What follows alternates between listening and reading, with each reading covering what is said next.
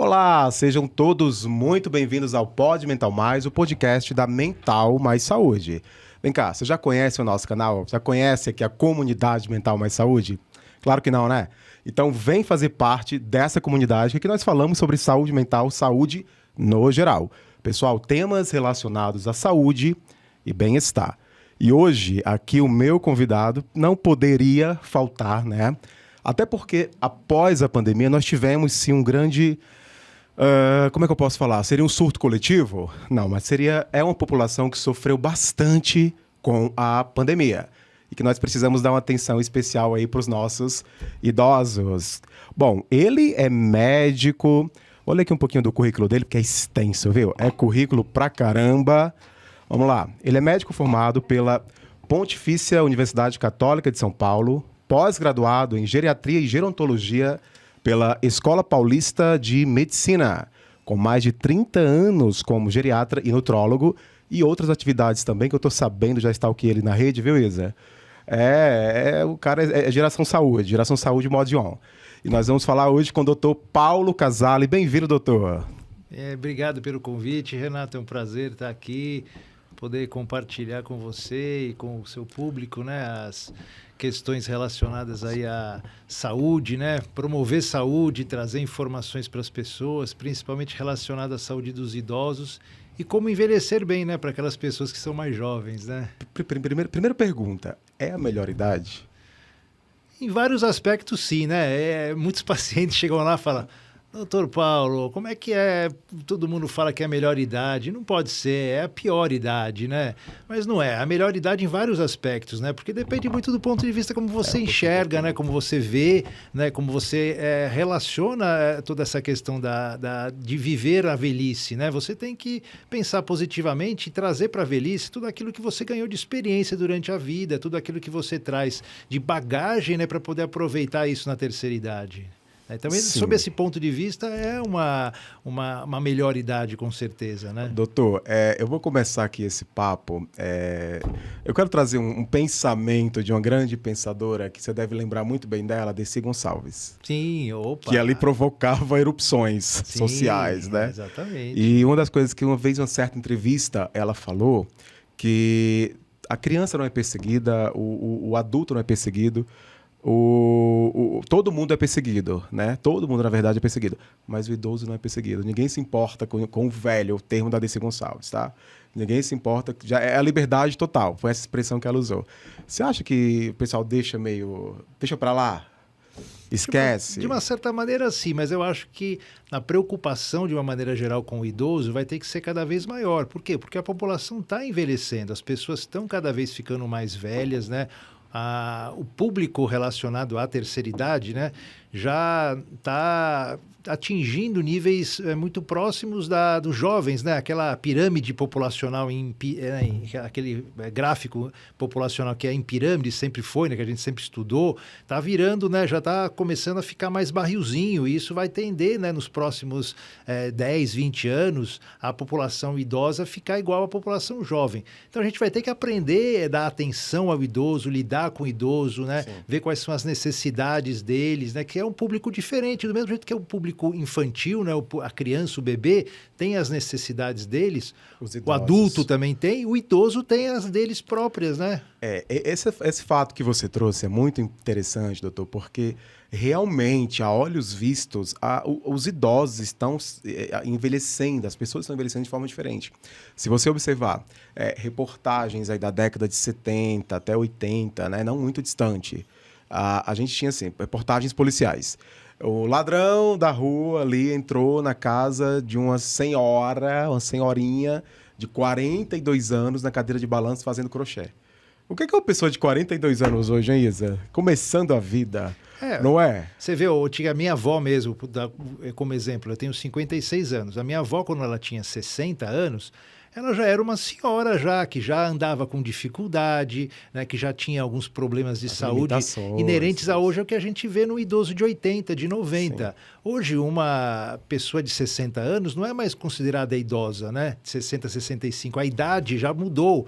Eles estão mudando isso oficialmente para 75 anos. Então, a terceira idade vai começar a partir dos 75 anos.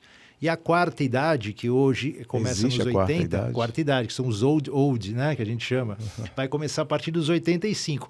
E tem uma nova nomenclatura também, que são os super centenários, a partir dos 110. Existem, Olha eles estão que coisa, existindo. né? Sim, exatamente. Eles estão existindo. Tem até um documentário aí que saiu, que tá ficando, né? Todo mundo tá vendo na Netflix, as Blue Zones, né?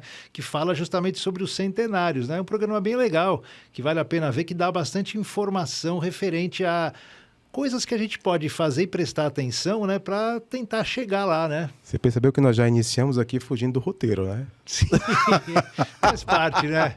Mas ele é parte, preparado. faz parte. Mas, doutor, na verdade, isso aqui é um grande assunto, um tema, uma temática social.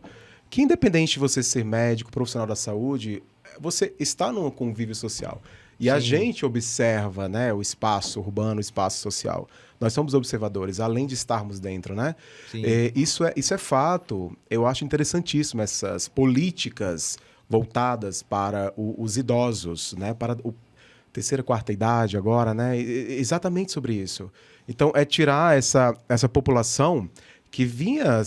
Eu sinto, não sei se você concorda, o assunto é meio polêmico, já vou botar fogo no parquinho agora, tá? Não sei se você concorda comigo, doutor, mas existem alguns direitos que são meio que de forma velada, meio que não intencional, mas é como se fosse algo muito orgânico, que é retirado do idoso. Por exemplo, o direito não é a sexualidade, mas é o sexo, né? Quando se fala sobre o prazer sexual, ninguém fala sobre isso, Sim. né? Prazer sexual na terceira idade, na melhor idade, porque parece que é algo tipo assim, não sei se você concorda, pode discordar, é algo tipo assim, já usou, devolve, confisca, arranca, não tem mais direito. Tanto que eu tenho um caso de um amigo que quando a família descobriu que a mãe dele, aos 90 anos, tinha vida sexual ativa, meu mundo caiu, aquela tragédia. A família, nossa, como assim? Como assim o quê, cara? Por que uma pessoa de 90 anos não pode ter o prazer sexual? Claro. Por que foi confiscado dela? Não é, então, isso é uma coisa realmente... Ninguém fala sobre isso. Sim, ninguém fala. Mental mais fala. Vamos o tocar sexo, nisso. né, na terceira idade, e a vida sexual, o prazer sexual, tem que fazer parte, né, da terceira idade. E se o idoso é um idoso saudável, ele vai ter vontade, ele vai ter desejos sexuais. Obviamente ele não vai ter o mesmo desejo, o mesmo prazer, né, de uma pessoa mais jovem, né, mas ele vai ter aquela necessidade, né, de ter uma companheira ou um companheiro para poder ter aquela intimidade, aquele prazer. Isso faz parte de um envelhecimento saudável, né? E muitas vezes até por causa dessa questão das pessoas omitirem isso, das pessoas não se fala sobre isso. Até o próprio idoso ele fica meio acanhado em relação a isso. Se ele tem o desejo, às vezes ele fala, nossa, será que tá certo? Será que eu não estou com algum problema que está me trazendo será que eu não estou com compulsão? Alguma coisa desse tipo, né? Então isso até gera no idoso uma sensação de mal-estar que não pode acontecer. É perfeitamente normal, né, o idoso ter o desejo sexual dele, né, do ponto de vista dele, na terceira e quarta idade. Ouviu, Brasil? Brasil, cadê o Brasil? Brasil, ouviu? Vocês estão ouvindo aí? Então deixa os idosos em paz, deixa, né, Isadora? Deixa, né, o pessoal ter prazer sobre isso, deixa à vontade. Eu sei que é meio complexo falar sobre isso, porque a gente vive numa sociedade que traz muito tabu. Sim. E aquilo que é tabu é tipo assim, deixa por debaixo do tapete. Exatamente. Não precisa ninguém saber, né?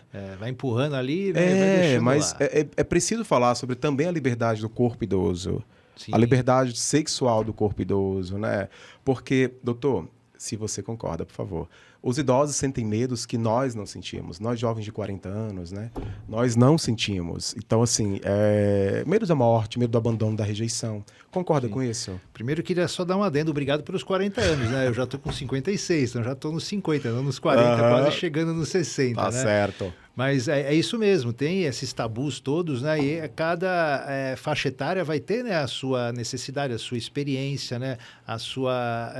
O contexto muda completamente, né? E isso realmente muitas vezes é tirado ou é distorcido dentro da questão do idoso, né? Do processo de envelhecimento, com certeza. Porque a gente não para pensar sobre o processo de vida e morte. O fim do ciclo, mas um idoso de 90, 80 e poucos anos, ele para pensar, não para?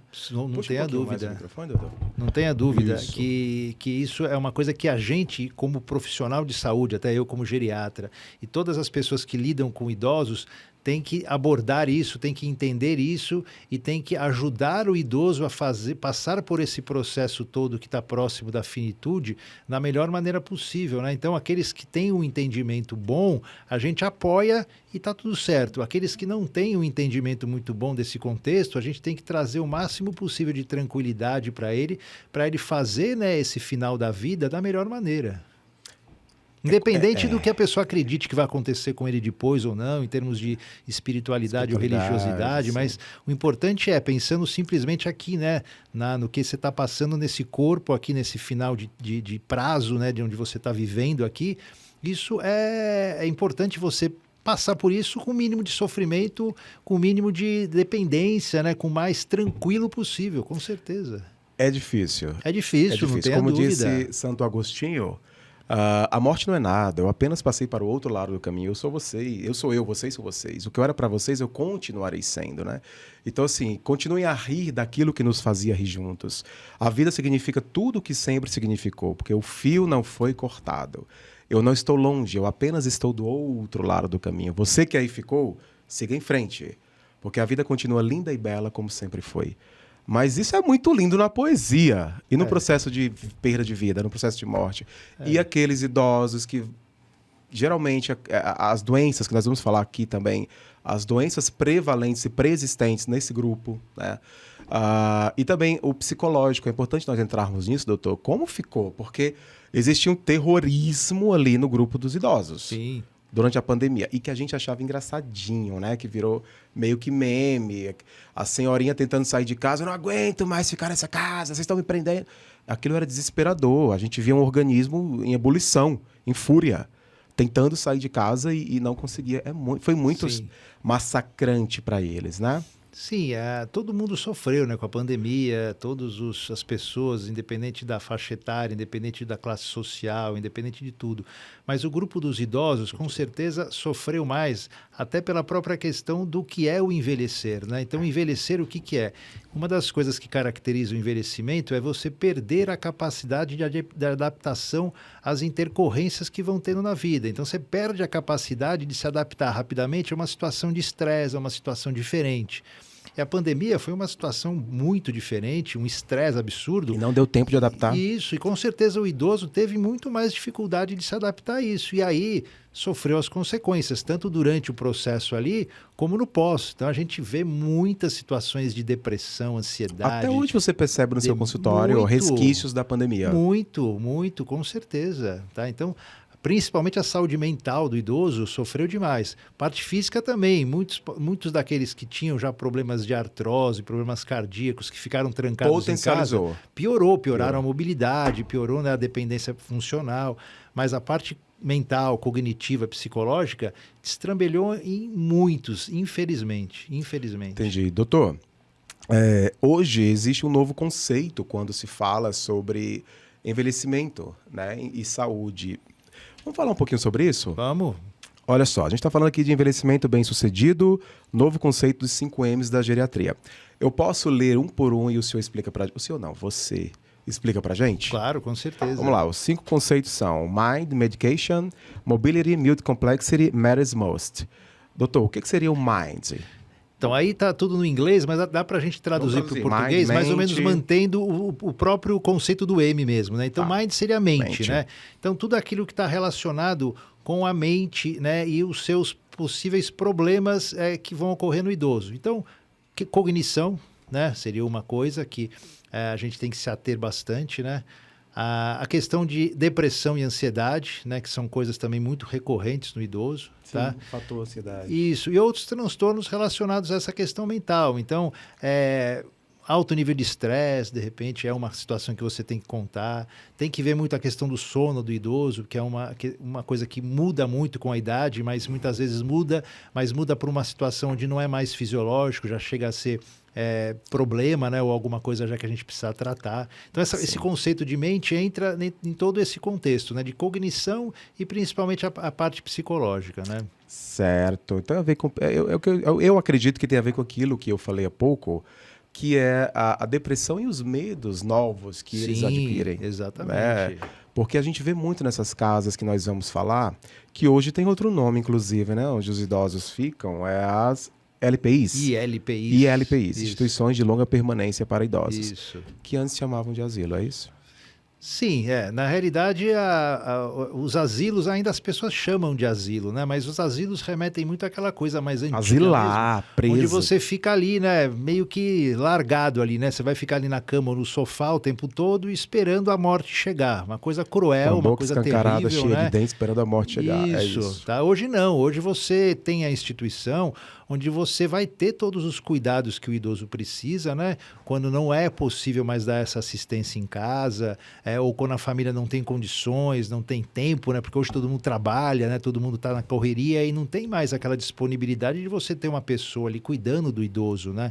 Então, a instituição hoje, ela cabe muito bem nesse contexto e é um local sério, um local onde tem, né, fiscalização, principalmente hoje, do governo, onde tem profissionais competentes trabalhando lá, onde existe uma preocupação de cuidado ao idoso e manter esse idoso com o máximo de tempo possível naquele grau de independência e autonomia que ele possa ter, né? Diminuindo o sofrimento dele e prolongando a vida do jeito que é possível dentro daquele contexto.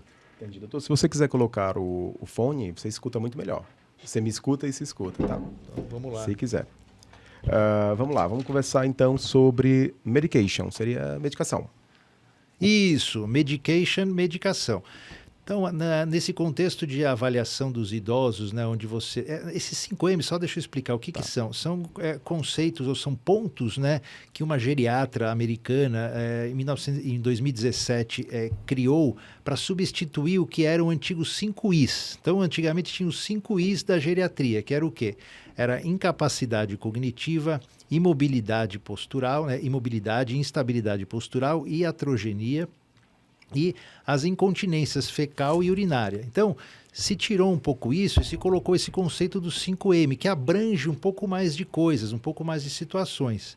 Então, a questão da medicação é relacionada à polifarmácia do idoso, ou seja, o idoso muitas vezes toma inúmeros medicamentos, passa em vários especialistas, e muitas vezes esses especialistas, eles não se conversam entre si, ou um especialista não sabe o que o outro especialista prescreveu, e às vezes as medicações elas podem se conflitar, elas podem dar interações, elas podem uma anular o efeito da outra. E aí o papel do geriatra é justamente ver tudo isso, esse contexto, muitas vezes retirar alguns remédios que estão demais, às vezes ele está tomando 2 remédios diferentes para a mesma coisa. Não faz sentido. Isso, então isso é muito frequente. Eu no meu consultório, muitas vezes, eu retiro o remédio do paciente em vez de acrescentar, porque essa polifarmácia é muito complicada no idoso, né? Então esse é o intuito de você prestar bastante atenção nesse item da medicação. Mobilidade, mobiliário, o que seria isso? Então, a mobilidade está relacionada com essa questão de incapacidades funcionais, né? E de maior risco de queda para o idoso, né? Então, é importantíssimo dentro desse conceito você avaliar se ele está com uma boa força muscular, se ele está com um bom equilíbrio, né? Se ele está conseguindo andar adequadamente, se ele consegue sentar, né? Sem precisar de muito apoio, né? A questão também de tonturas, né? E processos de labirintite que podem gerar, né? Uma instabilidade postural, cair e fraturar, de repente, um fêmur e isso deixar ele acamado. Queda da própria altura que o idoso sofre. Isso. Né? Então, esse é um ponto muito importante de você avaliar e aí sugerir eventuais tratamentos, eventuais procedimentos para que ele possa melhorar essa condição funcional dele. A multicomplexity, o que seria isso, doutor? Multicomplexidade, né? Que muitas vezes um número grande de comorbidades, né, de patologias, de situações clínicas que ocorrem no idoso ao mesmo tempo. Então ele vai ter várias condições de saúde diferentes que vão estar atuando ali naquele organismo. Então, por exemplo, o idoso ele é hipertenso, ele é diabético, ele tem osteoartrose, ele tem osteoporose, tem uma demência. Então, já são várias coisas aí no contexto que vão trazer interações também entre as próprias doenças, né? Onde você tem que entender como vai gerar, né? E vai gerir esse processo das comorbidades. Entendi. E matters most? Esse é um ponto extremamente novo e importantíssimo no meu ponto de vista, que traduzindo para o português seria mais ou menos assim, o que mais importa ou o mais importante, né? O que seria isso? Você dá uma valorizada no que aquele idoso quer ou ainda tem como um objetivo de vida ou tem como uma vontade de realizar, de fazer. Então você tem que prestar atenção em algumas questões que aquele idoso precisa ainda nesse final de vida. Então, muitas vezes ele quer realizar uma viagem que ele nunca fez, né? Ele quer ver uma pessoa que faz muitos anos que ele não vê, ou ele tem um problema com o filho, ele gostaria de rever aquele filho. É um lugar que ele foi há muito tempo atrás e que ele tem saudades de ir e não foi mais. Então, a gente precisa entender, né, dentro desse contexto, algumas coisas que muitas vezes são detalhes, são coisas simples de serem feitas e que podem trazer um bem-estar para ele e renovar essa energia para a vida, né? E nós precisamos, doutor, também regularizar, vamos dizer assim, normalizar, que a gente pode mudar de carreira aos 60, encontrar um novo casamento aos 70, por que não? Sim, claro. Né? Isso as pessoas até meio que jogam pedra, né? Porque a gente está vivendo a era do cancelamento, né? Sim. Quanto mais famoso, mais medo tem de ser cancelado. Sim. Né?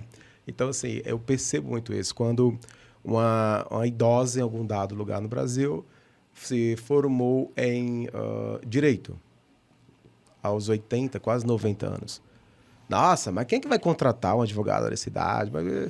Invalida um sonho que foi um sonho de uma vida e que ela conseguiu realizar agora. Sim, e essa questão que você colocou, né, de quem vai contratar, às vezes ela está nem se importando com quem vai contratar ela. Para ela, a satisfação é ela ter recebido um diploma, ela ter feito aquele curso, ela ter participado de várias coisas ali que fizeram ela se motivar, que fizeram ela trabalhar a cabeça, ela pensar coisas novas, conhecer coisas diferentes. Isso é uma das coisas importantes que faz o idoso chegar lá nos 100 anos, né? A alegria de viver, motivação, garra, isso que é importante. Mata. Com certeza. Tristeza mata. Com certeza. Doutor, vem cá. Geriatra só cuida de velho? Olha as aspas aqui, hein? Não. E esse é um conceito que eu sempre lutei, né, para quebrar, para mostrar para as pessoas. E graças a Deus, né, cada vez mais o público em geral tem entendido que o geriatra não cuida só do idoso, né, ou do velho, né, daquele velhinho que já está lá com 90, 100 anos, que já não tem mais o que fazer e vai lá no geriatra para ele dar ali uma maquiadinha naquele final de vida dele. Não é nada disso. A função do geriatra também, além de cuidar do idoso, né, de fazer todo esse gerenciamento, é trazer, né, uma proposta de envelhecimento bem-sucedido e envelhecimento saudável para aqueles adultos jovens, aqueles que querem, que já pensam num envelhecimento melhor, né, com mais saúde, mais independência, né, mais autonomia. Então eles vão buscar o geriatra para fazer um programa, né, uma programação para isso. Então vão fazer coisas preventivas, exames, check-ups, ver coisas que eles podem já começar a trabalhar, melhorar algumas coisas nos hábitos de vida dele, por exemplo, para chegar lá na terceira idade melhor. Sim. Então essa é uma função extremamente importante do geriatra e graças a Deus eu vejo no consultório, na minha prática, que cada vez mais pessoas jovens têm ido em busca disso. Doutor, você percebe que desde o início, né, quando você iniciou na prática na geriatria, você percebe que o perfil do idoso está diferente? O idoso que chega para você, que te aborda, que fala contigo, ele está diferente? Sim, bastante diferente. O que diferenciou do teu início para hoje? Várias coisas, mas uma delas é como o idoso chega muitas vezes até a mim. Então tem vários idosinhos de 80 anos, 85 anos, que chegam até a mim porque me descobriram nas mídias sociais, viram meu site, eles mesmos.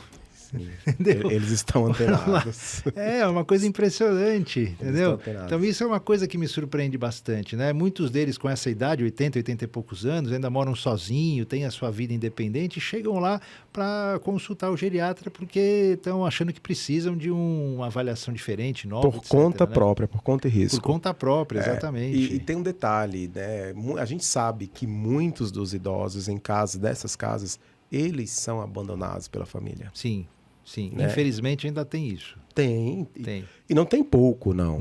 Não é pouco. Não é pouco. Não é assim, pouco. Eles vivem abandonados mesmo. Sim. Muitos, a gente vê que as casas, por exemplo, que eu atendo, né, são casas particulares, casas que têm a mensalidade, onde você paga para manter o idoso lá. E tem muitas famílias que estão lá todo mês pagando, né? Mas não vão visitar o idoso de jeito nenhum, nem no aniversário dele, muitas vezes, nem no Natal, né? Passa em branco, né? É difícil a gente julgar toda essa situação, né? Mas é uma coisa muito pesada, né? É uma coisa muito... penar. É, É um exatamente. pesar. Doutor, você percebe que, pelo que eu percebo, me corrija se eu estiver errado, tá? Existe sim este tipo de trabalho, de serviço de acolhimento em tempo integral, ele é muito mais de caráter privado, particular. Sim. Infelizmente, ainda é muito mais do privado do que no público. E sobre políticas públicas voltadas para os idosos, como é que o senhor percebe isso? Você percebe isso? Então, infelizmente, né, o Brasil... Tema chatinho, mas... o Brasil, ele está sempre meio dando um passo atrasado, né? Então, existe inúmeros projetos, né, que correm aí para serem aprovados relacionados à saúde e atenção do idoso, mas que estão sempre sendo protelados, sempre estão sendo meio arrastados, nunca acontecem, né? E a gente sabe, tudo né? muito mancando, Isso. né? Muito... A gente comentou no começo, aqui do nosso bate-papo, que a população está envelhecendo, que está ficando cada vez mais idosos, e é um grupo populacional que tem, né, a necessidade deles, uma atenção específica para eles, e que precisa de políticas públicas específicas, precisa de ser regulamentado uma série de coisas em relação a isso. E quanto mais cedo isso for feito, antes de realmente a população explodir dentro da terceira idade, melhor, porque depois que explodir, já vai ser muito mais difícil correr atrás do prejuízo, né? Porque você viu que até dia desse saiu uma reportagem, acho que no Fantástico, a população está envelhecendo mais rápido, uma população mundial. Sim. Existe uma mortandade aí da população jovem. Sim, exatamente. E a gente, como um país dito ainda em desenvolvimento, né, um país de terceiro mundo, esse ritmo, né, de pessoas envelhecendo mais rápido é maior ainda. Tá? A gente tem um ritmo de envelhecimento muito maior dentro da população. Então, é muito importante que as autoridades públicas, né, realmente elas vejam isso, né, com mais atenção e coloquem isso como prioridades para já começar a pensar em estruturação dentro da sociedade, né, para que o idoso seja recebido de uma maneira muito mais acolhedora, né? E aí tem uma questão, doutor, que vai mais profunda, mais social, que a gente tem que falar de camadas, né, de camadas sociais. Então, se você observar, por exemplo, a gente sabe, obviamente, né, desde que o Brasil é Brasil, então a gente sabe que existe uma distribuição de renda totalmente desproporcional. Sim. Isso é fato, né? E a população que consegue acessar, a população idosa, que consegue acessar essas casas, os ILPIs, né?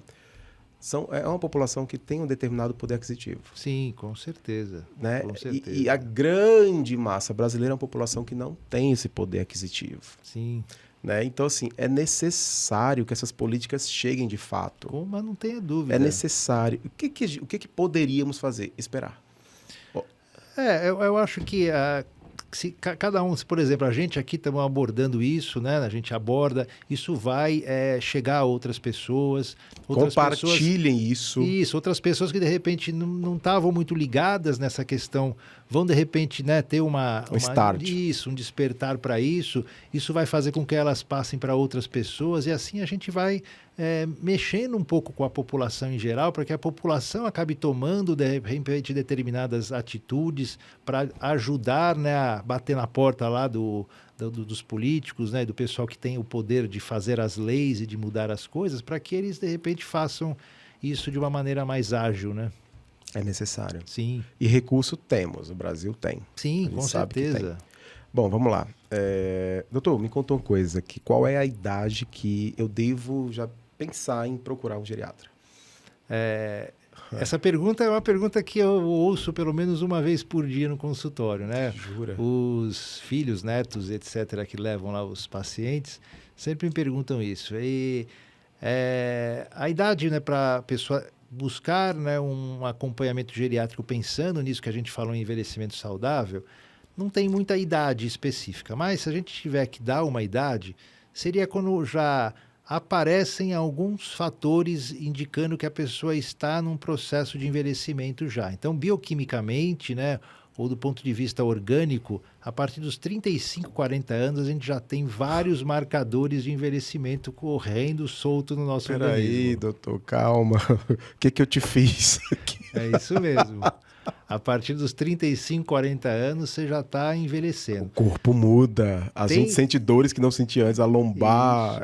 Tem algumas pessoas radicais que falam que você já começa a envelhecer no momento que nasce. Isso tem lógica, porque você nasceu, aquele nascimento é um estresse absurdo para aquele bebê, né? Ele vai respirar o ar pela primeira vez, ele vai mudar totalmente aquele conforto que ele tinha ali dentro da barriga da mãe, da placenta, no quentinho, por um ambiente inóspito que nem é esse. Se ele ainda nasce numa cidade que nem São Paulo, depois que ele sai da maternidade, o primeiro ar que ele vai respirar é um ar totalmente poluído, ele vai ter contato com um monte de toxina ambiental já logo que ele, né, nos primeiros meses de vida, e isso já vai trazendo para ele uma série de reações no corpo que vão fazendo ele envelhecer. Então, quer dizer que se eu marcar uma consulta com você aos 40, você me atende? Mas claro, com certeza. Já está na hora. Inclusive, teve um trabalho que saiu não faz muito tempo, eu só não me lembro agora onde, que mostrou que crianças de 2 anos de idade já tinham placas de gordura em algumas artérias do corpo. Isso tem a ver com alimentação? Isso tem a ver com o próprio processo mesmo, né, da gente ir crescendo e envelhecendo, entre aspas, mas também, obviamente, com todo esse hábito e estilo de vida que a gente tem, né? E esse ambiente onde a gente vive, né? Com poluição, com toxina, né? Com alimentação ruim, altamente processada. Então, tudo isso vai aumentar o processo inflamatório dentro do nosso corpo e gerar, entre outras coisas, já essas placas tão precoces aí na árvore arterial, né? Como disse a canção do Caetano, cantada por Gal, Baby, né? Vivemos na melhor cidade da América do Sul. Mas também vivemos numa cidade mais caótica, talvez. Sim, tudo tem, né, o lado bom e o lado ruim. Qual o lado né? bom?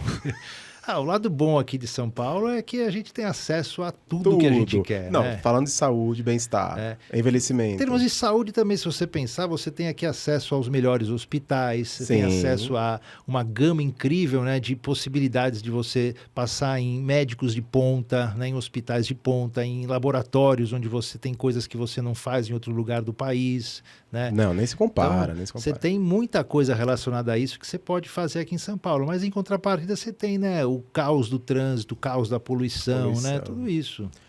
Como que eu faço para manter uma boa memória na velhice? Então, isso... Sem me encher de medicação. Sim, claro, não. Medicação não vai ser o principal. Eu quero até né? fazer uma pergunta, doutor, que não está roteirizada, mas vamos lá? Vamos, claro.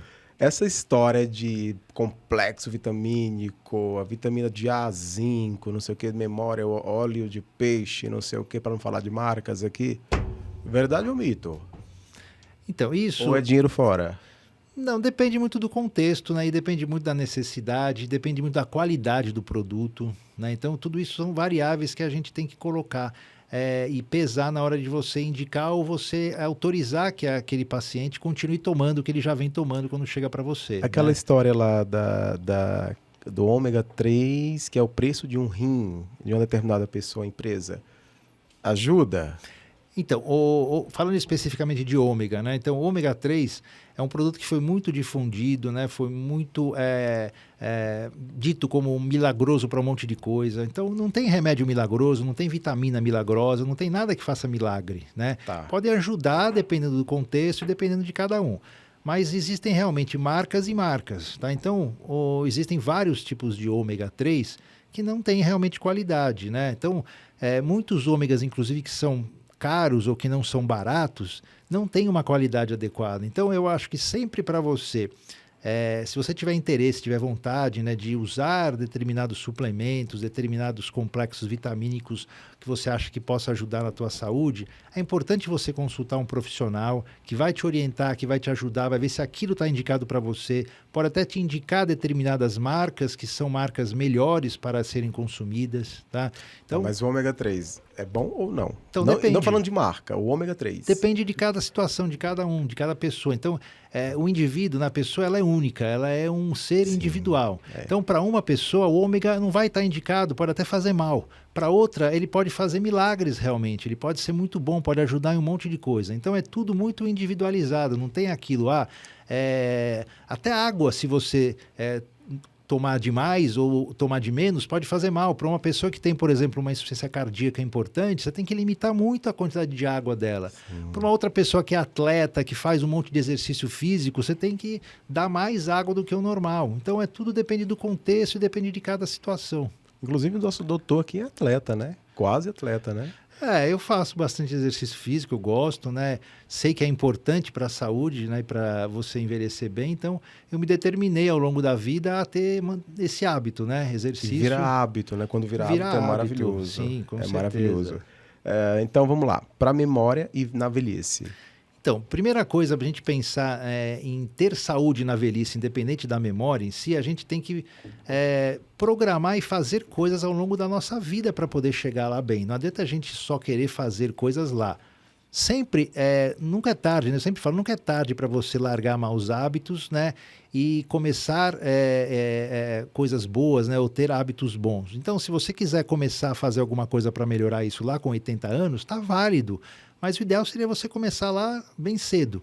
E o que mais vai importar para isso é você ter bons hábitos de vida no geral. Então, a própria alimentação, exercício físico, dormir bem, controlar o estresse, ter uma boa vida social, já vão ajudar muito nesse contexto, tá?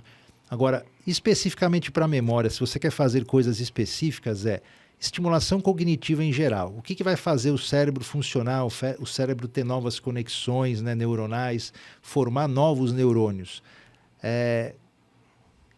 Palavra cruzada, sudoku, caça-palavra, aprender uma nova língua, aprender um instrumento musical, fazer tudo coisas que novas, concentração mental, fazer né? coisas diferentes. E aí entra uma coisa muito importante. O doutor falou então que fazer palavra cruzada é bom. Que legal, eu gosto de fazer palavra cruzada. Eu estou com 80 anos, faço palavra cruzada desde os 30. Beleza, só que se você só fazer isso como uma estimulação cognitiva, já não está mais funcionando. Por quê? Porque o cérebro acostuma. O cérebro, ele entra no automático, né? Um Depois de looping, um tempo. né? Ele Isso. fica ali no... Então você pode até continuar fazendo palavra cruzada se você gosta, mas você tem que introduzir periodicamente coisas novas para poder dar o estímulo novo novamente. Que doutor é meio chato também, viu? Vou te contar, é chato pra caramba esse lifestyle health aí, saudável. Não é. Tem que gostar, tem que acostumar. Então, na realidade... Sabe essa vontade que você tem de acordar às 5 da manhã e correr? Nunca tive, cara. Então, na realidade, você tem que se... É estilo de vida. Você tem que entender que aquilo é importante para você. Aquilo faz parte, né? Se você não consegue acordar às 5 para fazer exercício, para meditar, para fazer essas coisas, você vai arrumar um outro horário que seja mais condizente com aquele o perfil para poder fazer isso. Então, de repente, você não quer fazer exercício 5 da manhã... Mas, de repente, vou fazer o exercício na hora do almoço, ou vou até fazer o exercício mais à tarde. Tá? Então, é uma coisa que mesmo sem você sentir vontade, você tem que falar, poxa, mas eu ouço isso o tempo todo de todo mundo que fala de envelhecimento saudável. Então, eu tenho que tentar sair dessa zona de conforto, dessa preguiça, né, entre aspas, para... tentar mudar. De repente eu gosto, de repente eu me habituo, de repente isso vai fazer bem para mim, eu não vou nem imaginava que poderia transformar as coisas dentro do meu organismo da maneira eu como acho pode. lindo, cara, viu? Eu acho maravilhoso. O pessoal lá, blogueira fitness, 4:30 da manhã, já correndo, caminhando, eu fico vendo, aplaudindo, deitado no meu cobertor. Você sabe que também dentro dessas mídias, né, tem muita coisa aí que é não exagerado, né? Que é over, né? Mas eu não duvido que ela deva acordar cedo para fazer exercício. A vida né? na rede social não é real, não é real. Com certeza não. Mas faz parte. Eu acho que se você não tem esse hábito, essa propensão, né? Você não é uma pessoa que é movida para o movimento, para o exercício físico, você tem que fazer um esforço maior para isso, mas é necessário, com certeza, tá? É importantíssimo. Alimentação saudável, exercício físico são os dois pilares mais importantes dentro do resto, dentro do contexto do resto. Que não tem nada a ver. Nós tivemos aqui um nutrólogo também, que nós falamos sobre isso. Não tem nada a ver com exatamente ter ou não ter gordura no corpo. Não é isso. É sobre estar bem. Por quê? Você não estar bem a ponto de cansar, não conseguir amarrar um sapato, de tão obeso, ou cansar fazendo atividades simples, básicas do dia a dia, o seu processo, o seu dia a dia.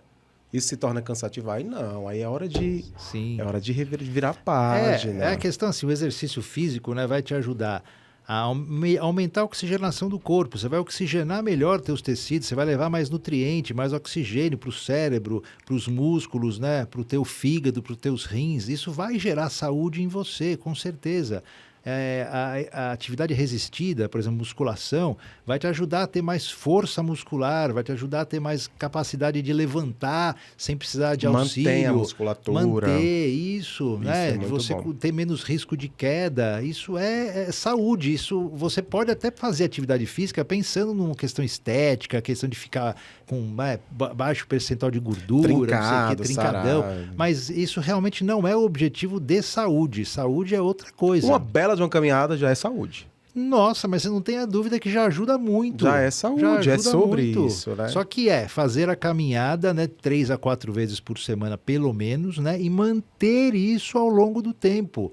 Então, muitas vezes a pessoa começa a fazer caminhada, faz 1 mês, 2 meses, no terceiro mês já faz só de vez em quando, no quarto mês em diante já parou de novo. Nossa, eu vou ser, doutor, eu serei um idoso horroroso. Você entendeu? Já vou pegar teu cartão. Você vai mudar, você vai mudar. Não, porque eu já tomo queda no banheiro, você entendeu? Eu faço pouca coisa à toa. Ai, minha lombar. Eu vou ser um idoso incapaz, eu preciso mudar. Então vamos porque mudar, eu já estou ficando. Tá na hora. Vamos lá, me conta aqui lá. uma coisa. Vamos falar de doenças. Vamos. Doenças prevalentes na terceira idade? Vamos lá. O que você acha? Vamos falar. Essas doenças são importantíssimas de nós falarmos. Doenças prevalentes na terceira idade. Aí, o que nós vamos iniciar? Demências, o que o senhor quer trazer pra gente? Eu acho que esse contexto relacionado, né, dentro lá dos 5 M's, relacionados à mente, né? Então, as demências ou os transtornos cognitivos e os quadros de oscilação de humor, depressão e ansiedade são 2 coisas bem importantes que eu acho que vale a pena a gente comentar aqui, principalmente porque pós-pandemia aumentou demais a incidência desses quadros. Né? Sabe o que eu acho? Que a gente poderia dar um tempinho para a gente tomar um café, o pessoal em casa tomar um café também. Vamos lá. Que a gente vai falar aqui sobre as doenças, pessoal, cannabis. O que você acha? Vamos lá. É polêmico. É polêmico. Cannabis, Ainda é polêmico, com medicinal, o que é, para que serve, como funciona, doenças prevalentes daí na terceira idade. Pessoal, 1 minuto, hein? Viu, Isa? 1 minutinho só tomar um café aqui, dar uma espreguiçada e volta para cá. Até já. 3, 2, 1. Voltamos com o Pode Mental Mais. Seja muito bem-vindo aqui de volta. Hoje estamos aqui com o Dr. Paulo Casale. Ele é médico, geriatra e nutrólogo. Temos aqui assuntos importantes e polêmicos e necessários, tá? E para falarmos agora, doutor, sobre doenças. Doenças prevalentes aí no terceiro grupo, na terceira idade, nos idosos. Então, dos grupos que eu acho importante falar e que realmente cresceu muito, né, a incidência pós-pandemia, são as doenças da questão cognitiva e ligadas a isso, a parte psicológica. Depressões, né? principalmente. Após a pandemia, né, isso aumentou demais. Então, esse é um ponto importante que as pessoas têm que ficar atentas, né, e prestar atenção a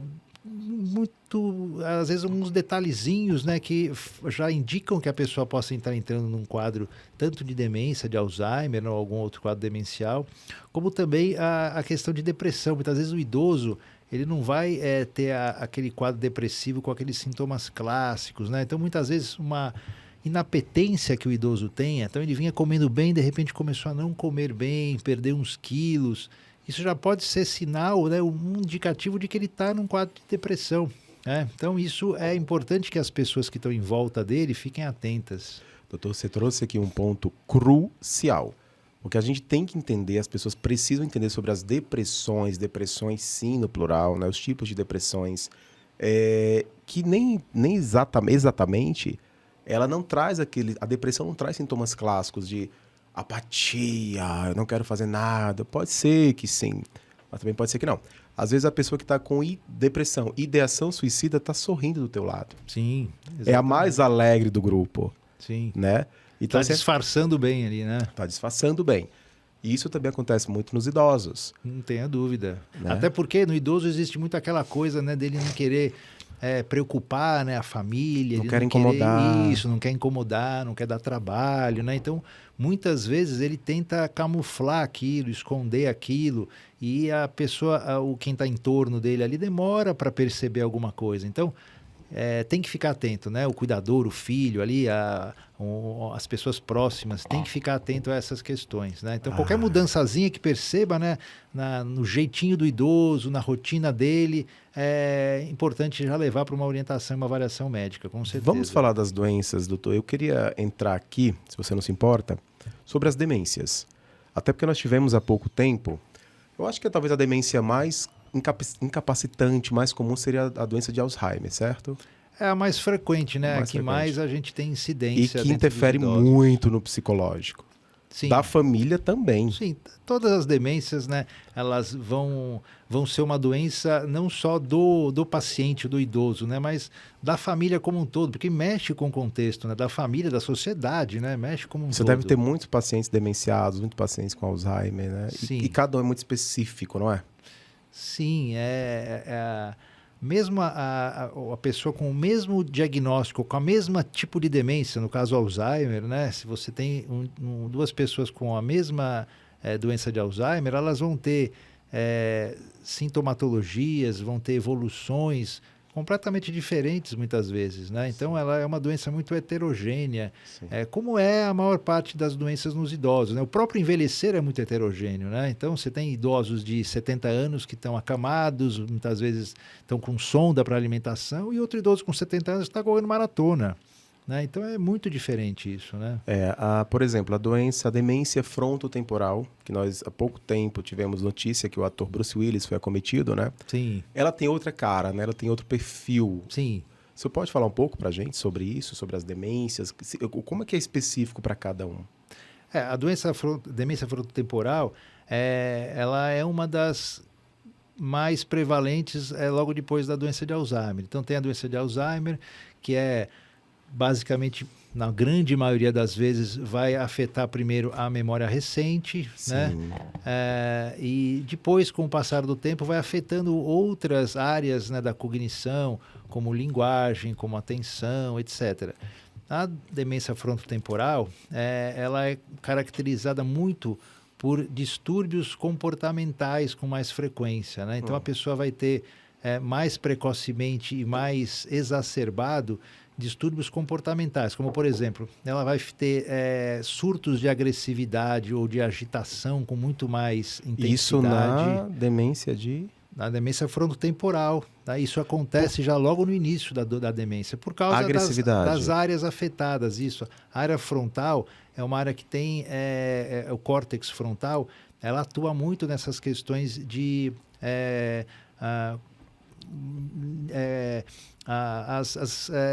os fatores de comportamento, de emoção, né? Então, emocional. Isso, assim. Então você vai ter, né, que ficam agressivos. essa variação de comportamento muito mais fácil. Então, por qualquer coisa, muitas vezes ele agride verbalmente, fisicamente, vai perder muito mais fácil o senso moral, né?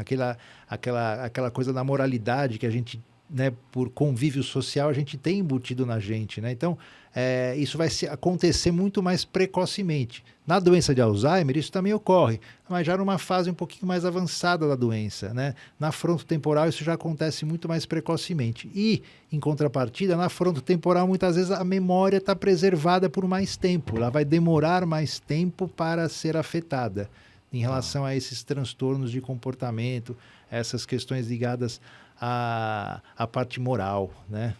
Entendi. Mas a pessoa com demência de Alzheimer também fica agressiva. Fica, mas normalmente não na fase inicial, né? Ela vai manifestar isso já depois de um tempinho, já no que a gente chama já de fase moderada ou fase avançada da doença, né? Mais pra frente. Isso. Entendi. Doutor, tem mais doenças aí prevalentes na terceira idade?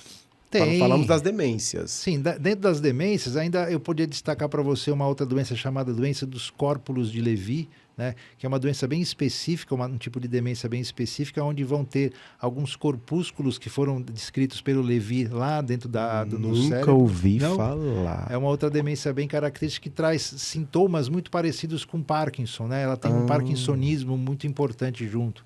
Então a pessoa vai apresentar distúrbios de movimento, tremores, né? Uma marcha mais bem característica dentro desse processo da demência. Como que é o nome, doutor, da demência? Demência por corpúsculos de Levi. Por corpúsculos de Levi. Isso. Mas ela acomete muito?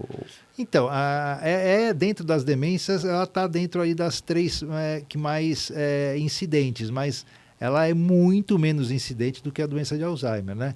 Tem a demência vascular, né, que ela é uma demência que parece, né, cada vez mais que existe uma associação aí com a doença de Alzheimer. Então as pessoas elas parecem não ter, né, ser mais raro você ter só uma ou só outra. A vascular e a doença de Alzheimer parece que se intercambeiam muito dentro daqueles diagnósticos de demência que a gente faz, que está ligado às questões de microinfartos cerebrais, né, daquelas isquemiazinhas que vão ocorrendo ao longo do tempo pela ateromatose, pelas placas de gordura que vão se formando.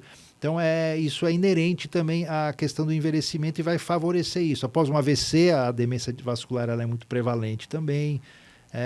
Então, dentro das demências, eu diria para você que essas são as principais. Pensando agora nas doenças mais gerais do idoso, uma outra coisa que a gente não pode deixar de citar são os processos, né, de músculo, a parte de aparelho esquelético, né, as artroses.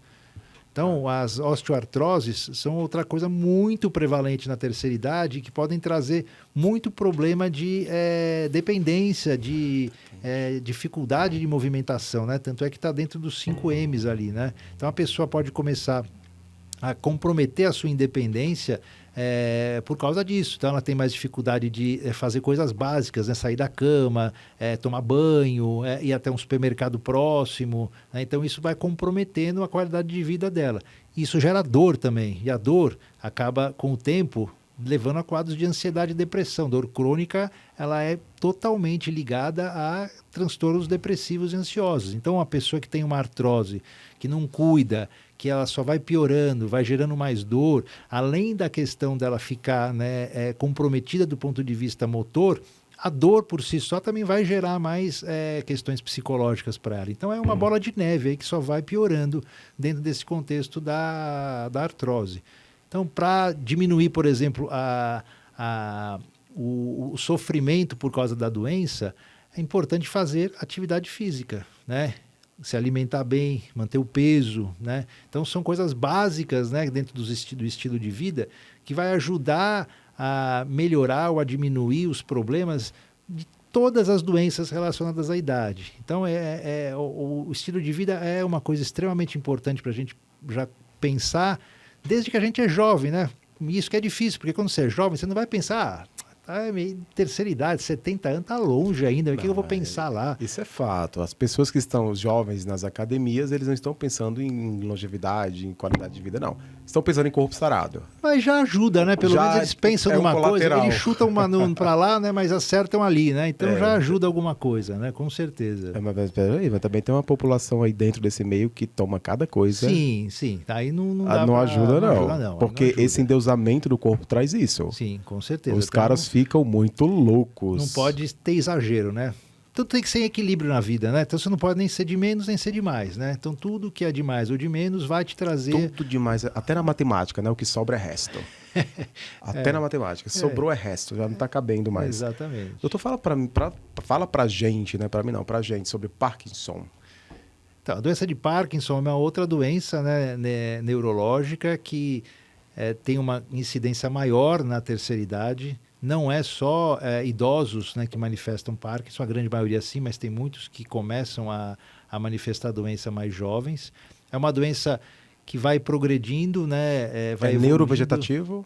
Ela é uma doença neurodegenerativa. Assim como as demências. Assim como as demências. E dentro da doença de Parkinson existe uma demência própria do Parkinson. Então, conforme o Parkinson vai evoluindo, conforme ele vai pelo tempo de doença, vai aumentando a chance de aparecer uma demência própria da doença de Parkinson. Então, faz parte da evolução natural da doença de Parkinson você desenvolver uma demência relacionada a ela lá na frente, tá? Depois de vários anos de doença. Tá? Entendi. Então, a pessoa, além de todo o comprometimento motor que ela vai ter, ela lá na frente da doença, ela também começa a ter um transtorno cognitivo e um quadro demencial. E a doença de Parkinson, por incrível que pareça, a grande maioria acha que o sintoma mais frequente, mais comum e que mais caracteriza o Parkinson é o tremor. E não é. Não é? Não é. É a rigidez.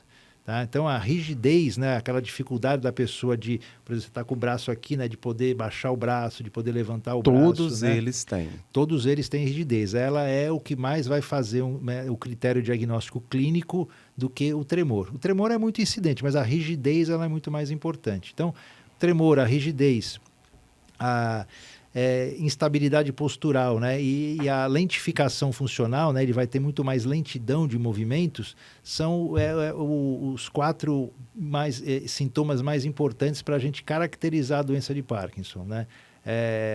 Exames laboratoriais ajudam no diagnóstico, mas o diagnóstico é basicamente clínico, né? E é uma doença com relativa incidência também na terceira idade. Não é tão incidente quanto a demência, mas também é uma doença que a gente Qual a tem doença bastante... que você coloca como mais prevalente na terceira idade? Assim, a mais. Osteoartrose, com certeza é a mais né? prevalente.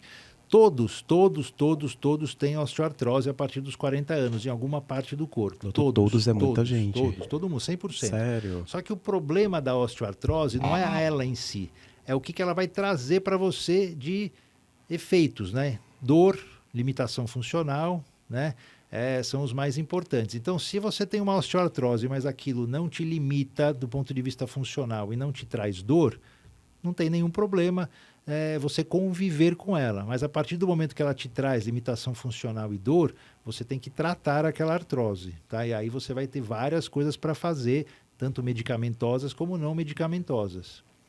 Ok. Doutor, vamos falar agora um pouquinho sobre as casas de repouso, as ILPIs. Vamos lá. Por favor, conta pra gente a sua experiência, como que você percebe. Há quanto tempo você está nessas ILPIs? Então, eu tô que antes não era ILPI. Sim, na década de 80, de 70, ainda eram os famosos asilos, né? Mas vem cá, mudou o regimento interno. Se você observar, por exemplo, o modelo atual da saúde mental, os CAPS, né? A atenção psicossocial, em comparação ao que era bem antes, que era tudo muito mais... Era normalizado, né? Arbitrariedades, eletrochoque, tudo isso, tudo bem, fazia parte. Hoje não. Hoje a ideia é a atenção biopsicossocial. Você percebe que mudou do asilo, não só a nomenclatura para as ILPIs internamente, a tratativa, a humanização? Mudou muito. Mas ainda tem muito que mudar também. Então a gente está no meio do caminho. Então que mudou? Já teve uma boa evolução. Lá atrás, quando você tinha os famosos asilos, os asilos eram casas de depósito de idoso, de idoso. Onde eles estavam lá esperando a morte só, né? Então, esquecidos, às vezes nem tinham uma alimentação adequada, não tinham onde dormir direito, não faziam absolutamente nada, não tinham estímulo nenhum ali, né? Hoje não. Hoje você dentro das ILPIs, que são as instituições de longa permanência para idosos, você tem toda uma infraestrutura, né? Onde a própria arquitetura do local, a própria condição multiprofissional ali dentro, né? Você tem que ter vários profissionais atuando ali, trabalhando. Isso já vai fazer com que a atenção básica ao idoso seja muito mais preservada, né? Muito mais bem feita. Então, isso é uma coisa extremamente importante, né? Fora que você já tem uma fiscalização também que ajuda a inibir você fazer coisas que você não deva ali, né? Ou você não estar cumprindo aquilo que é o mínimo para a atenção básica do idoso, né? Então, já existe muito essa preocupação das pessoas que trabalham com ILPIs de dar essa assistência e de dar esse conforto ao idoso de uma maneira mais satisfatória, com certeza. Claro, tá? Claro. Isso mudou bastante. Eu acho que está bom, viu, gente? Eu acho que tá tranquilo aí. Tá, ó, obrigado, hein? Eu acho que mudou bastante, que nem eu falei, já teve uma mudança muito grande, mas ainda tem que mudar muito ainda, né? Eu acho que ILPIs, além de aumentarem em número, né, elas ainda têm que se aperfeiçoar mais na questão do atendimento a esses idosos. E, principalmente, precisam aparecer boas ILPIs ligadas à rede pública ou até como voluntárias, né, como beneficentes, né? Eu acho que isso também é um outro ponto onde a sociedade pode ajudar do ponto de vista de atenção à população idosa que está aumentando, né? Eu acho que isso também é uma outra coisa importante que pode ocorrer. Eu conheço pouquíssimas, para dizer a verdade, eu conheço 2 casas que têm esse atendimento beneficente, né? E conheço também 2 casas que são ligadas diretamente à atenção pública, né? Muito pouco. É muito pouco. É muito insuficiente. Né? Exatamente. Então, isso é uma coisa que a população precisa começar a ficar atenta, a saber, né, dessa necessidade e se mexer, né, se movimentar mais para poder ajudar a montar mais locais onde o idoso possa ser bem recebido aí para os cuidados na terceira idade e quarta idade. Né? Quarta idade. Doutor, e vem cá, você percebe que existe ainda preconceito, mesmo dentro das ILPIs, com a população que acessa as ILPIs e com a população que acessava antes? Tipo, antes existia um preconceito, como você falou. Eu não vou para um asilo que é um depósito de gente, um depósito de velho, né? Isso mudou? Está mudando, né? Ainda tem muita gente, muitas famílias que vão até me procurar perguntando a minha opinião. Eu estou querendo colocar meu pai numa casa de repouso. Será que eu estou fazendo certo? Será que é isso mesmo? Será que eu não vou me arrepender? Será que não tem outro jeito?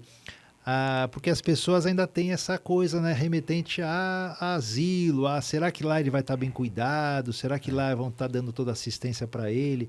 Então ainda existe muito isso incutido na população, né? Então é óbvio, dentro das ILPIs, como em qualquer outra área, tem as boas, as medianas e as ruins, não tenha dúvida. Então você precisa, desde que você tenha essa intenção de colocar o idoso, o seu parente idoso numa instituição, que você procure uma boa instituição, que você vá lá, visite, pegue indicação com outras pessoas que já tenham tido a experiência, com um profissional que conheça, onde ele vai te indicar um bom local. E mesmo assim você tem que ir lá ver se você gosta, né? Com certeza, né? Não tenha dúvida. Mas não pode existir mais essa culpa ou esse estigma de que eu vou colocar o meu pai e a minha mãe lá, mas não queria, não é isso que eu quero. Acho que isso tem que acabar. Doutor, deixa eu tocar aqui numa feridinha. Ele até toma água. Deixa eu tocar aqui numa feridinha. Vai lá. Será que muitas pessoas, muitos idosos que estão nessas casas, não estão porque os familiares, em especial os filhos, não querem cuidar? Tipo, vai pra lá, deixa eu viver minha vida. Não tem isso. Sim, alguns não talvez, é algo que um geriatra gostaria de falar. Alguns talvez pudessem, né, criar estruturas dentro do núcleo familiar, né, mudar um pouco a sua rotina, né, os seus hábitos. Que aquela mãe fez quando ela era criança. Sim. Né? Muitas mães, principalmente mãe, sai do trabalho para cuidar do filho e o mesmo não acontece na velhice, né? Sim. É difícil, né, a gente julgar todo mundo. É uma, né, pequena feridinha só, né? Isso. Mas vamos falar. Mas não tenha dúvida que eu acho que existem situações onde é mais cômodo, ou a pessoa acha mais cômodo fazer isto, né, do que de repente ela se estruturar de uma maneira um pouco diferente, ou ter que sair, né, daquele conforto que ele está ali naquela vidinha dele, para mudar algumas coisas para que a mãe ou o pai ou aquele parente possa continuar tendo uma assistência ali dentro do núcleo familiar sem precisar ir para uma instituição. Cuida do teu pai, cuida da tua mãe, faz uma loucura por mim, né, Isa? Sabe, cuidou tanto de ti a vida toda, acho que agora que chegou a hora de você também retribuir. Sim, né? Mas na minha visão, assim, graças a Deus, isso não é a maioria. É uma minoria que tem esse tipo de comportamento. Eu acho até que é mais prevalente aí no contrário, a pessoa ficar com peso na consciência de ter colocado o pai e a mãe lá ainda na instituição. Não sei não, hein, doutor? Não, na minha visão ainda é. Na minha visão ainda é. E depois que coloca numa instituição e vê que a instituição está cuidando direito, aí ficam mais tranquilos. Eu lecionava numa determinada entidade de ensino e na visita, né, aquela disciplina de idosos, terceira idade, tudo aquilo, saúde na terceira idade, os alunos iam estagiar e eles me contavam, professor, muitos idosos abandonados pela família, né? E eles estagiavam em lugares diferentes, em todos tinham esse histórico Sim. de idosos abandonados. Isso também tem diminuído, graças a Deus, mas ainda precisa diminuir muito mais. Tá? Nós estamos numa caminhadinha aí, estamos indo a passos lentos, mas estamos indo, estamos caminhando para frente. Quem sabe dar uma empurradinha aí para a coisa ir mais rápida, mas estamos indo. Isso precisa mudar organicamente, é o que você falou. De repente, movimentar a estrutura que se tem em casa. Sim. Mas peraí, deixa eu adaptar meu horário, porque quando a gente quer, a gente faz. Sim. Quando a gente não quer, a gente arruma uma desculpa, Sim, né? que nem você com exercício físico. Pô, exato! É sobre isso! Se eu quisesse, eu poderia estar todo dia lá. Sim. Mas eu já fui esse rato de academia, cansei. Preciso voltar para esse hábito. Preciso voltar pelo Se menos... você já foi, é mais fácil ainda de você voltar. ter memória, né? Ter a memória. Exato. Mas é a desculpa. Mas eu falo abertamente, é chato pra caramba esse estilo de vida. Tem que retomar o estilo. Sim. Mas falar do idoso é diferente, né? Não é um exercício físico, é uma vida. Sim. Sim. E é alguém que vai se tornando incapaz, não é? O contexto todo aí muitas vezes é grande, é complexo, né? Às vezes você não sabe como é que foi o convívio, a vida daquele idoso com os parentes, com os familiares, né? Todos os conflitos que teve, tudo aquilo que foi, não foi bem resolvido ainda, né? Mas, obviamente, que tem coisas que a gente tem que deixar para trás. O tal do aqui se faz, aqui se paga, Talvez não se pague nem aqui, né? Não sei, mas é mais ou menos isso. Ele pediu, né? Por isso que ficou sozinho. Então, mas eu acho que tem muitas coisas que a gente tem que, né, exercer, né, o perdão, né? Exatamente, tem que exercer o perdão, né? Não vá para a cama sem dar nem pedir perdão, né? Vamos falar da importância dessas instituições hoje e num futuro próximo? Sim, bem com próximo. Certeza. Cada vez mais, né? A importância dessas ILPIs, a população está envelhecendo, né? Essa questão que a gente falou, as pessoas cada vez mais preocupadas com a sua própria vida, cada vez mais atribuladas, com mais compromissos, com mais coisas, né? Sim. Muitas vezes as mulheres que antigamente não trabalhavam fora, hoje trabalham, têm vida dupla, tripla, né? Trabalham, atendem, cuidam da casa, cuidam dos filhos, cuidam do trabalho. Então, difícil você conseguir ter uma pessoa ou organizar, né, a família ali para que dê atenção àquele idoso, que muitas vezes precisa de um cuidador em tempo integral. Então, as ILPIs vão ser uma alternativa muito importante e cada vez mais. E elas precisam aumentar em número, aumentar em qualidade e essas instituições do ponto de vista de trabalho, né, beneficente e público precisa aumentar. Isso é imprescindível. E não só instituições, né, mas grupos, co-housings, né, onde você vai ter a questão ligada, né, voltada para o idoso, né, a comunidade, aquele grupo de idosos que vai morar junto e um ajudando o outro, né, um dando força para o outro, né. Isso é uma coisa muito importante, eles mesmos se ajudando, porque né? são iguais que se reconhecem. Isso, ali, exatamente. Né, que passam eles pelas se mesmas encontram dores. ali, exatamente. Todo gueto se encontra, todo grupo igual se encontra, né? Então, assim, eles trocam vivências e experiências muito iguais. Isso. Só mudam os atores, os agentes. É isso mesmo, né? É isso mesmo. Doutor, vem cá. Então, essa importância que você percebe das ILPs tem muito a ver com o processo de humanização na terceira idade. Não, essa quarta idade, para mim, é novidade, hein? Daqui a pouco teremos Matusaléns aqui, né? Já existe esse conceito de quarta idade faz tempo, né? E antigamente era a partir dos 80. Hoje, até com essa questão do envelhecimento, né, e das pessoas estarem cada vez mais saudáveis, né, e sem disfunções importantes, se estabeleceu a quarta idade a partir dos 85. Aí apareceu o grupo dos supercentenários, né? Melhor idade. Eu tenho um amigo que fala que melhor idade para as farmácias, que a melhor idade dele já passou. Então, depende. Não seria um nomezinho bonitinho para amenizadores? Com certeza tem aí esse contexto, né, de querer dar uma carinhada no idoso, né, querer dar tirar um pouquinho do peso, né, que muitas vezes existe com as dificuldades que o idoso vai enfrentar com as doenças da terceira idade.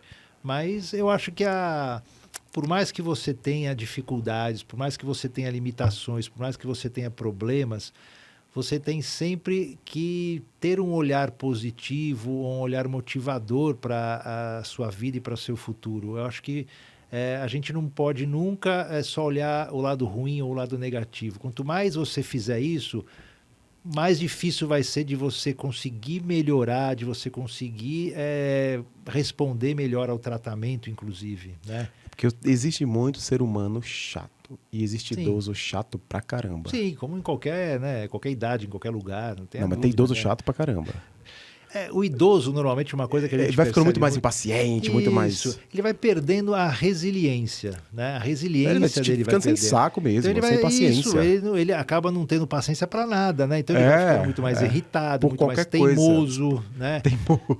Então, porque ele vai perdendo essa resiliência, né? Então Então, é um trabalho que é meio que assim, uma entourage, né? Que a família tem que fazer um preparo psicológico, entender Sim. que ele vai mudar, a tolerância Sim. cai, a resiliência cai, Sim. a paciência vai para o inferno, entendeu? Ele não tem... É do idoso, gente. Tenha paciência com o seu idoso. Eu sei que ainda mais o idoso demenciado.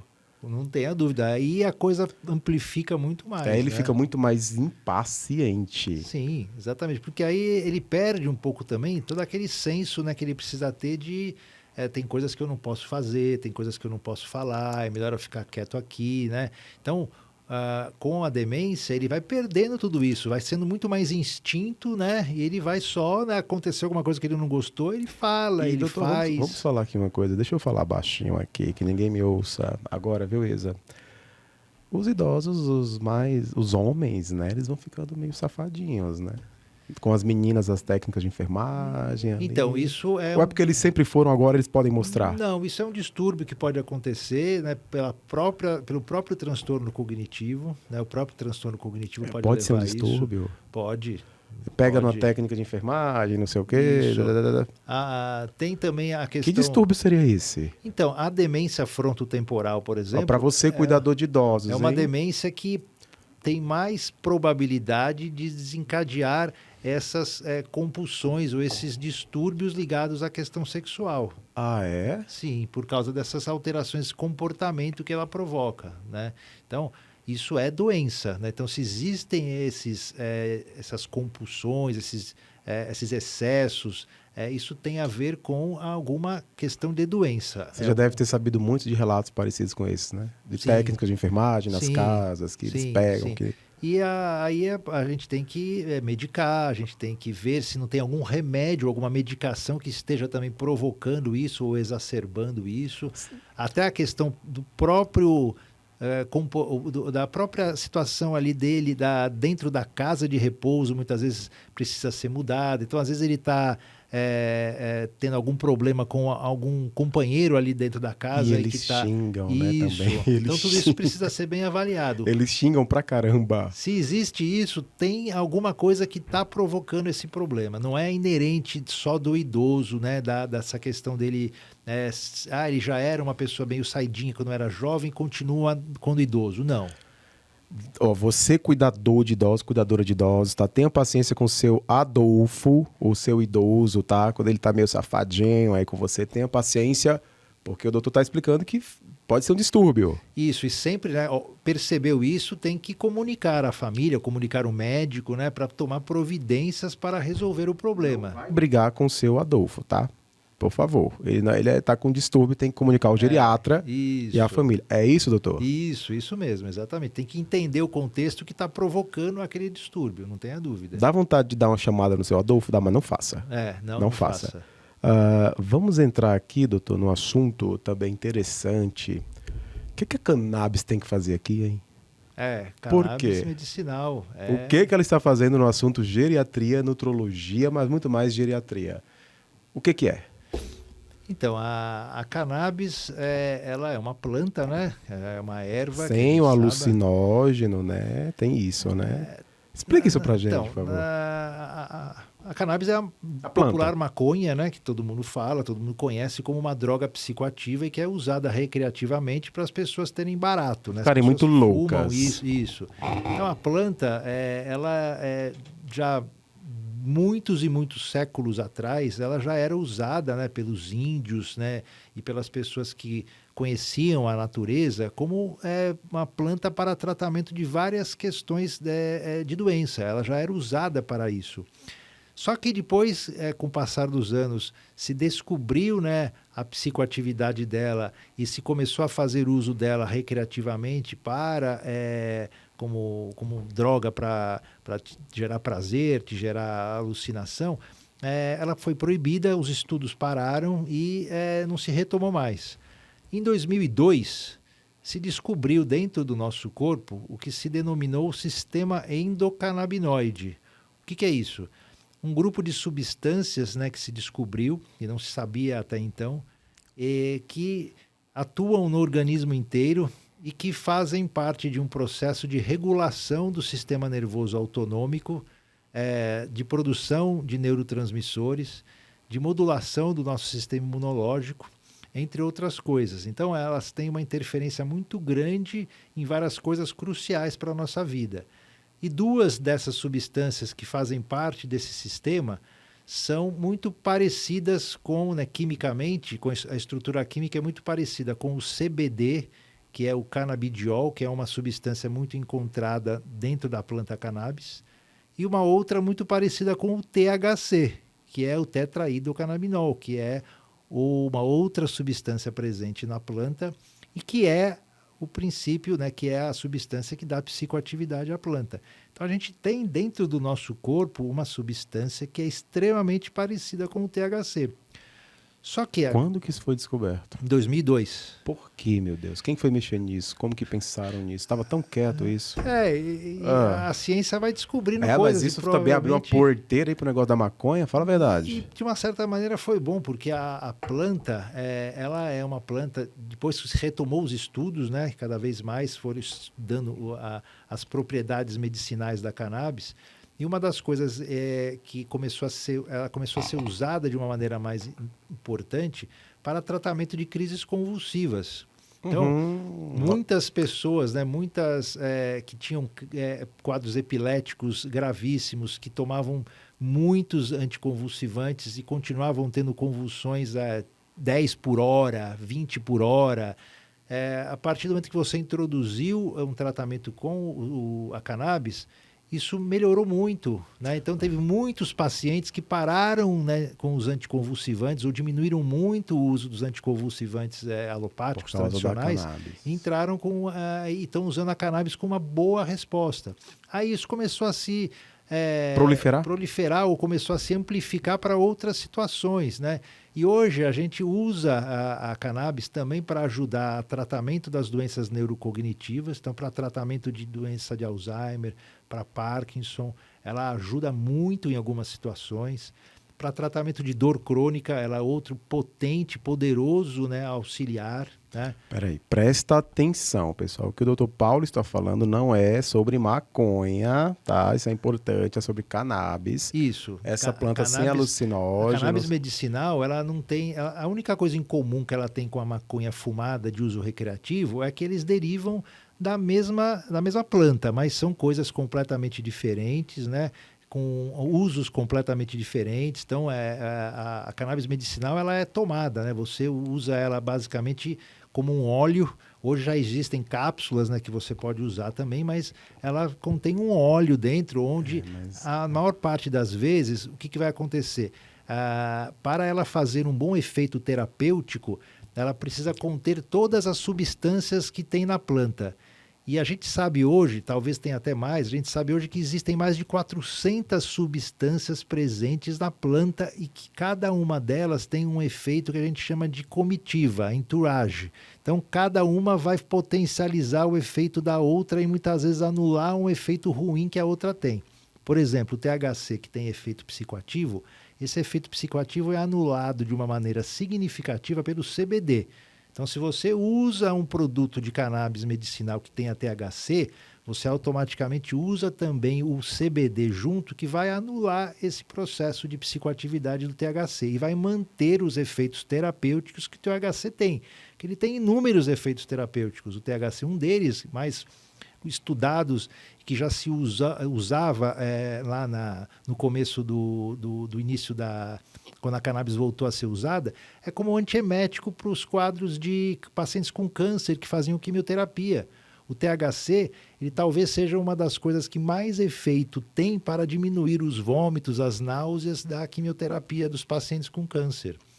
Então, hoje a gente usa a cannabis medicinal para dor crônica, que nem eu estava falando, para transtornos de sono, muitas vezes. Tem muitos pacientes que tomam inúmeros hipnóticos e não conseguem ter um sono de qualidade. Você vai lá, coloca, né, um pouquinho de cannabis, o paciente melhora. Tá? Óbvio que, como qualquer outro medicamento, qualquer outra substância, não vai fazer bem para todo mundo e nem todo mundo vai ter a vida resolvida com a cannabis. Mas ela pode ajudar no contexto para muita gente em diversas situações. Sim, você sabe que nós tivemos aqui um neuro especialista em epilepsia, Dr. Lécio Figueira.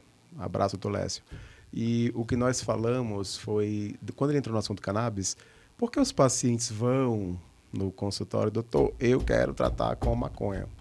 Não é maconha, gente, né? O brasileiro sendo brasileiro, né? Tentando dar o jeitinho dele.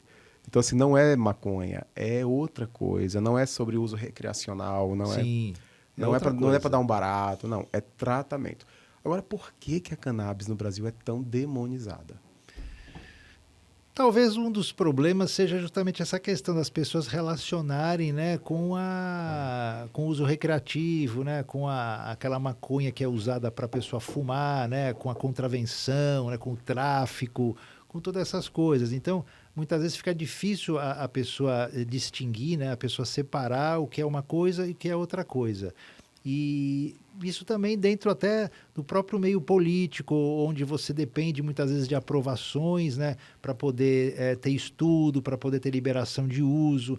Então, é uma coisa muito polêmica realmente por causa disso, eu acredito, né, dessa dificuldade das pessoas conseguirem distinguir uma coisa da outra, delas conseguirem entender isso, né? O Brasil é um país que é muito hipócrita em muitos aspectos. Sim. A gente sabe disso, né? A gente entende isso. E também existe uma certa... Não vou entrar no lado religioso da coisa, tá? Eu como cristão. Mas existe uma certa... como é que eu posso usar a palavra certa sem chocar? Existe algo muito de fanatismo. Sim. Então as pessoas se bloqueiam muito, né? Sim. Porque, não, isso não pode, isso é droga. E se usar isso, vai começar a ir para outras drogas mais pesadas. Gente, para entender as coisas, para estudar. Para entender a etimologia das palavras, né? Os conteúdos que estão lá no obscuro de tudo. É para isso que tem os profissionais da saúde, para clarear tudo isso. Não é? Sim. Então, assim, existe tudo isso. Você vê, por exemplo, na Holanda, como é que é. Mas ali é uma coisa aberta, uma coisa indiscriminada, uma coisa louca, né? Sim. Aqui a gente não está falando sobre uso recreacional, a gente está falando sobre tratamento. Sim. Doutor, qual é o seu ponto de vista sobre isso? Então, eu acho que tudo isso que você colocou é perfeito, é assim mesmo. Mas tudo que é polêmico e que é novo, né, no começo, vai gerar essa questão nas pessoas, né? Então, vão ter grupos que vão aderir rapidamente, outros que não vão, outros que vão ser mais resistentes. Mas o que eu vejo é que eu comecei a usar a cannabis medicinal... Você usa com seus pacientes? Com meus pacientes, isso. Há mais ou menos uns 5 anos. Tá? E melhoras sim, substanciais? Que nem eu falei para você. É um recurso a mais que a gente tem, principalmente quando o tratamento tradicional, né, falha ou a gente vê que não tem uma resposta adequada. A cannabis entra como um recurso e, na grande maioria das vezes, ajuda. Em alguns pacientes ajuda muito, em alguns pacientes ajuda pouco, mas ajuda. Com certeza. E tá? nos idosos? Nos idosos ele ajuda com certeza. Então eu diria para você que em 90% dos pacientes que eu uso, ele tem algum benefício. Tá? 90% tem algum benefício. Pode ser um benefício pequeno, um benefício mediano ou um grande benefício. Mas 90% é muita gente, uma parcela. Muita gente, tá? Eu diria para você que no máximo 10% não respondem ou têm efeitos colaterais. Porque muitas vezes esse é um tratamento ainda muito inicial, ainda dentro da ciência. Muito experimental, né? Experimental, de uma certa maneira. Então a gente ainda tem muita dificuldade de conseguir estabelecer protocolos, de estabelecer como que vai ser o que a gente vai fazer com cada situação, cada patologia. Então, você muitas vezes, na teoria, você tem que começar o tratamento, por exemplo, lá para insônia, com um determinado tipo de óleo, com determinada composição, com uma proporção de componentes de tal tipo. Aí o paciente não respondeu aquilo. Aí, às vezes, você muda um pouquinho a composição do óleo, coloca um outro óleo que tem um pouquinho mais daquele componente ou daquele. Isso, muitas vezes, já faz uma diferença brutal para que ele responda ao tratamento. Entendeu? Então, muitas vezes, é questão de você ter paciência, né? E é um joguinho de xadrez, que você muitas vezes vai mexendo aqui, vai mexendo ali, o jogo desse jeito não está dando certo, vamos tentar para lá. Então, é importante que o paciente tenha confiança no médico e que o médico tenha paciência para poder chegar naquele ponto certo para atingir o efeito terapêutico adequado. Mas, doutor, também existe aquele paciente que não aceita o processo. Claro, com certeza. E o idoso né? deve ser pior, assim, com relação à teimosia. Sim, né? sim. Como é que entra essa... É uma parte que tem que ter um aparato psicológico aí. Do profissional, você. Sim, sim. É uma orientação que eu faço muito no consultório com os cuidadores, com a família, porque você não pode entrar muitas vezes na onda do idoso, né? Ou ficar alimentando, né? Porque tem muito aquilo. hipocondríaco também, né? Tem. Tem bastante. Tem. Então tem você que dar um precisa, placebo rápido. Você precisa desviar, você precisa, né, evitar de ficar criando muita polêmica em cima daquela situação, daquele assunto que está gerando mais teimosia dele, ou Eles mais ficam irritabilidade. monotemáticos, né? Isso, exatamente. Então você tem que desviar o assunto, trazer ele para um outro contexto, né? Então isso muitas vezes ajuda. Tá? Isso muitas vezes ajuda. Então é importante que o cuidador ali, que seja profissional ou seja um familiar, que esteja atento a isso, né? Percebeu ali que a coisa está começando a ficar meio desagradável, o idoso está ficando, né, mais irritado, está mexendo muito com o emocional dele, desvia o assunto, chama ele para uma outra coisa, né? Que isso normalmente funciona. É o placebo. É o placebo, isso, exatamente. Ao invés de ser uma pílula, Isso. uma gota, alguma coisa, é o Isso. placebo psicológico. Exatamente. Que super funciona, né? Porque a gente tem essa base psicológica. Às vezes a gente quer um afago psicológico, a gente quer um afago mental. Sim. E o idoso está precisando. Carência também, né? É carência. Vamos normalizar a carência? Vamos. Tanto na gente quanto no idoso? Com certeza. E tá tudo bem, né? Todo mundo tem a sua carência, né? Todo mundo tem, né? Eu não conheço nenhum ser humano que não tenha, né, aquela situação de carência, né? Muitas vezes o que ele consegue é trabalhar melhor aquela carência ou não deixar aquela carência subir, né, a ponto de transformar a vida dele numa coisa ruim. Mas todo mundo tem aquele grau de carência ali que precisa muitas vezes de um afago, né? E esse papo ficou deprê de repente aqui. Então vamos mudar de assunto, Tocou aqui, vai. Tocou no ponto aqui. Tocou aí, Zé. Grau de carência, como é que tá isso? Ih, mais ou menos. Mas é verdade. Doutor, vamos falar de prática ortomolecular? Vamos lá. Medicina ortomolecular. Pessoal, o doutor Paulo Casale também é nutrólogo. Faz um apanhado geral breve pra gente, por favor, doutor, sobre a nutrologia. Então, eu me interessei muito pela questão da nutrologia. Tinha feito geriatria, já atuava como geriatra, depois é que fui fazer nutrologia. Pela questão justamente de alimentação. Eu, por incrível que pareça, já fui uma pessoa obesa. Eu já pesei 125 quilos, né, quando eu tinha 35 anos, mais ou menos. Vai dizer que é vegano, não, né? Não sou vegano, mas eu sou vegetariano. Tá? Virei vegetariano, mas efetivamente a partir do início deste ano. Mas de carnes vermelhas ou Nenhuma carnes carne, brancas? Nenhuma carne. E não virei Jura? vegetariano necessariamente por questões só relacionadas à saúde, né? O que mais me motivou a virar vegetariano ou tirar a carne, ou a proteína animal de uma maneira geral, proteína na carne, né? Vamos dizer assim, é questão de sustentabilidade do planeta. Para mim é isso, tá?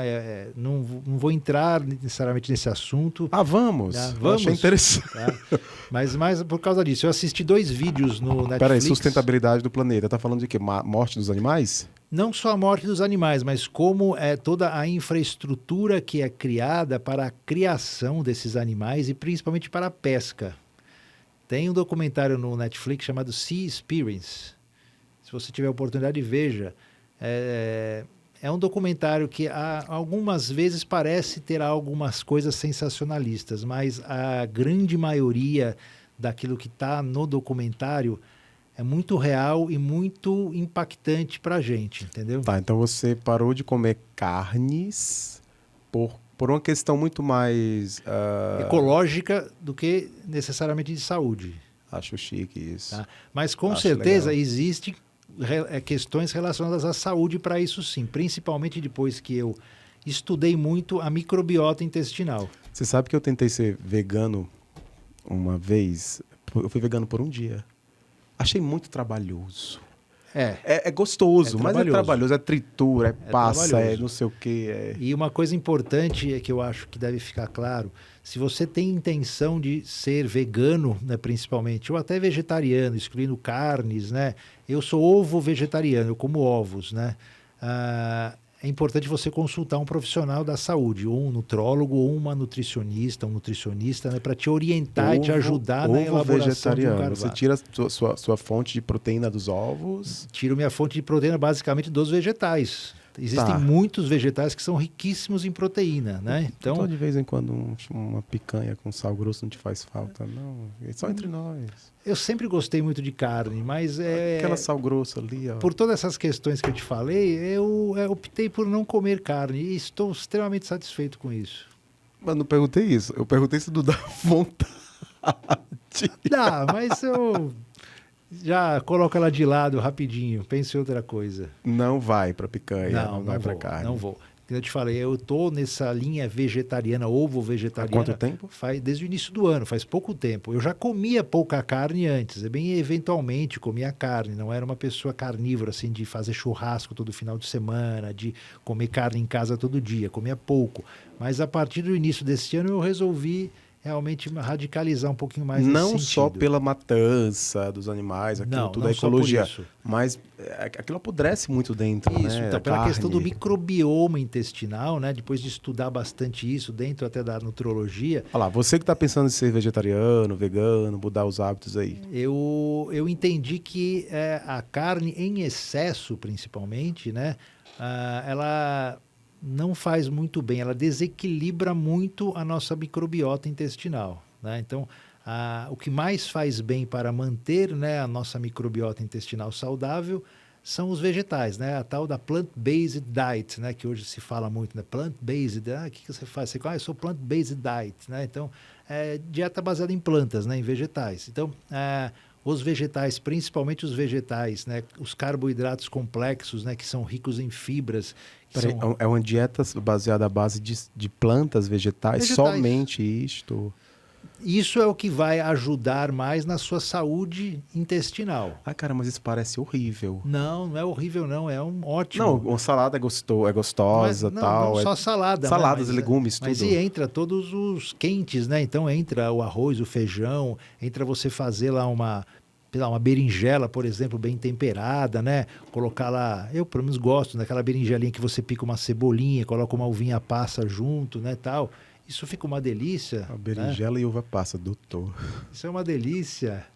Né? Tá. Né? Mas, enfim, a questão... A gente estava conversando, estava falando até da nutrologia, né? Então, eu fui fazer nutrologia por causa disso. Eu era uma pessoa obesa, fui estudar um pouco mais a fundo essa questão da alimentação, tal, como me alimentar melhor. Aí perdi peso, mudei várias outras coisas dentro dos meus hábitos, né? Comecei a fazer mais atividade física. E aí me encantei com tudo isso, fui cada vez estudando mais essa parte aí de nutrologia, agora com a microbiota intestinal, que se fala muito, né, do intestino, né, do eixo intestino-cérebro. É isso que eu ia te perguntar mesmo, essa questão do intestino segundo o cérebro, esse eixo. Sim, é totalmente... Verdade, né? Verdade, completa verdade. Tudo o que acontece no intestino vai refletir no seu corpo inteiro e principalmente na tua saúde cerebral. Uma pessoa com prisão de ventre não pode ser feliz. O termo enfesado, né, cai perfeitamente, mas é tudo... Está retido. Sim, e você deixa, né, pelo fato de você ter esse intestino mal funcionante, você deixa de produzir uma série de substâncias que são fundamentais para o bom funcionamento cerebral.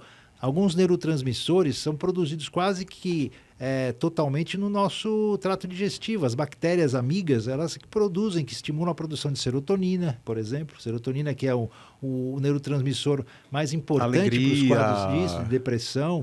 Então. Nossas bactérias que produzem. E também ali a prisão de ventre, o tráfego intestinal bem comprometido, isso interfere também na proliferação de bactérias ruins? Isso, exatamente. Exatamente. Você acaba desequilibrando toda essa microbiota intestinal, né? E isso vai provocar um monte de problemas de saúde para você, riscos maiores de uma série de coisas, né? E quais são os benefícios da prática ortomolecular?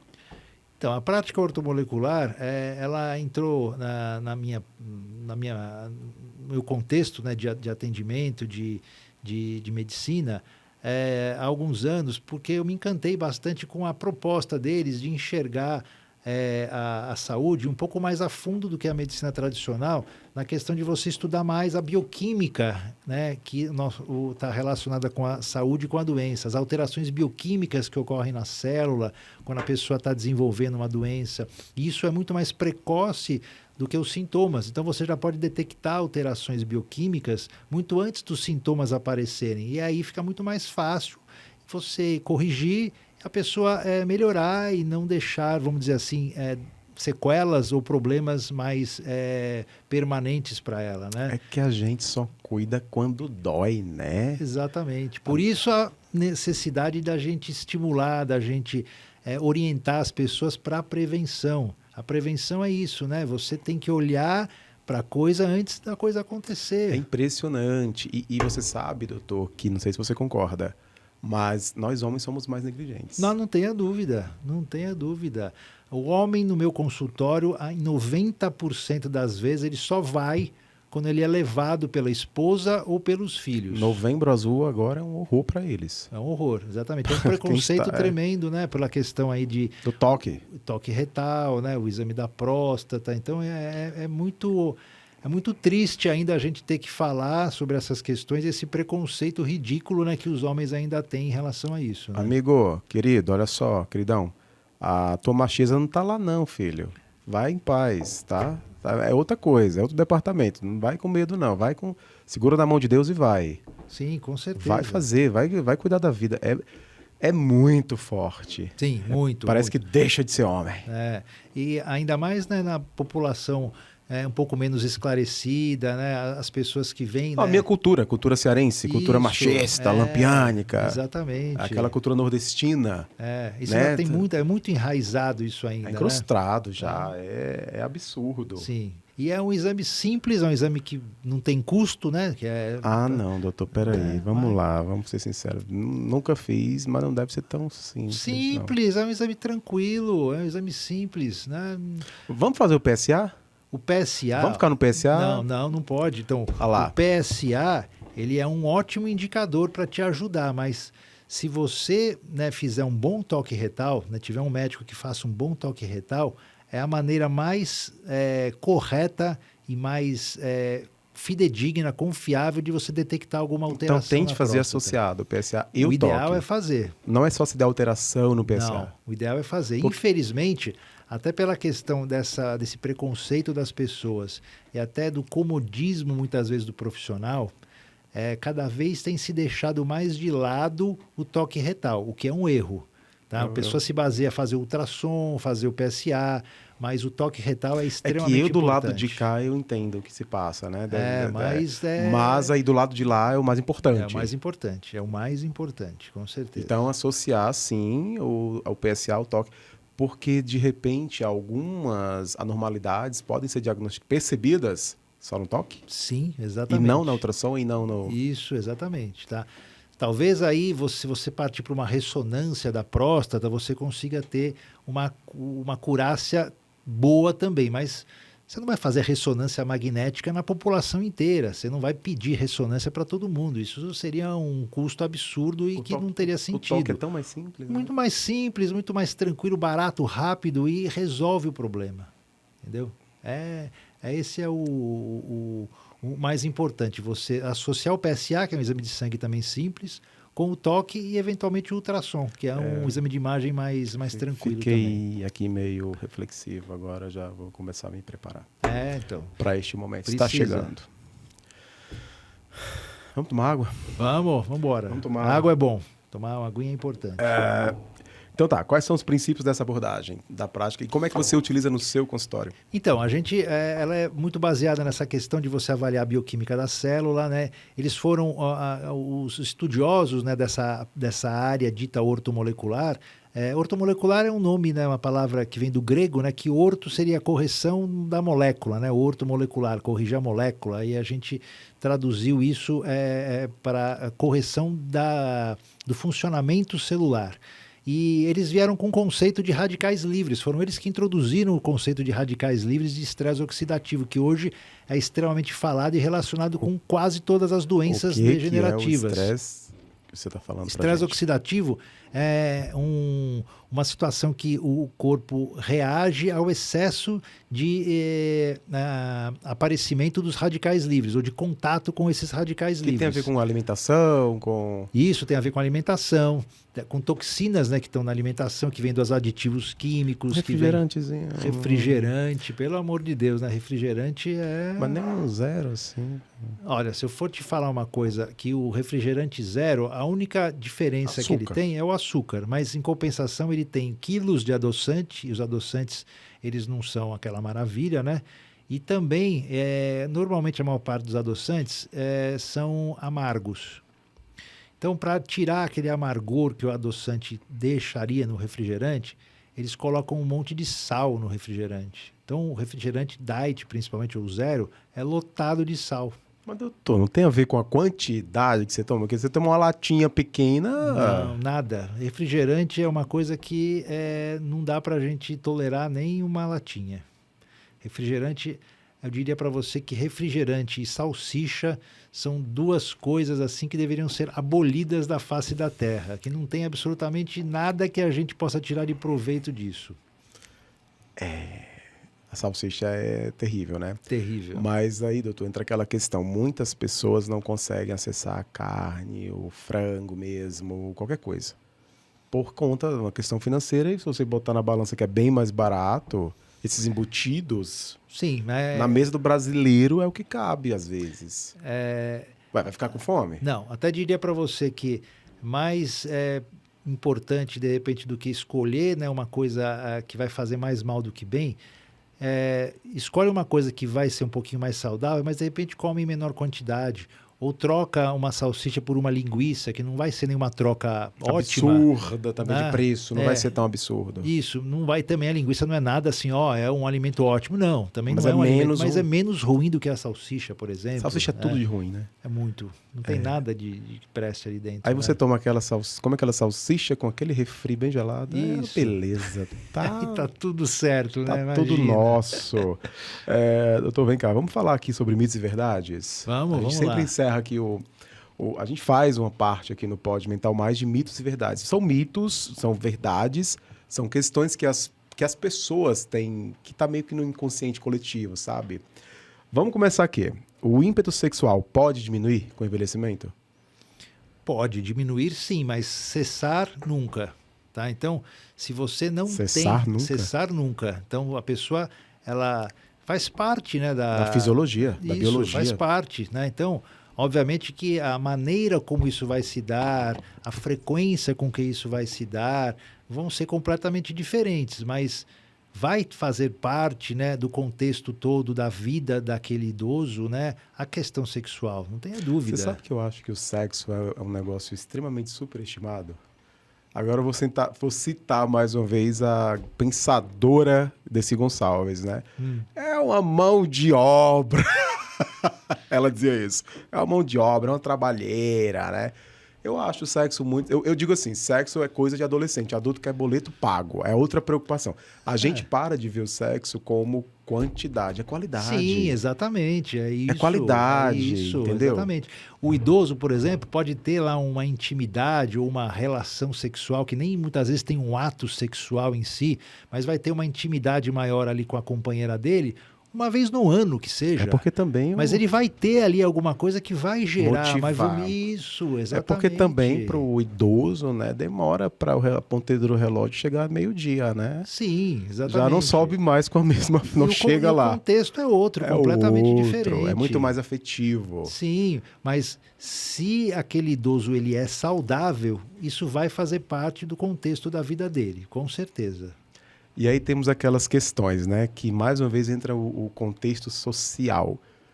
Por exemplo, tem uma atriz grande, atriz renomada, 81 anos já, que ela sempre apresentou aí homens jovens com ela, 30 e poucos anos e tal.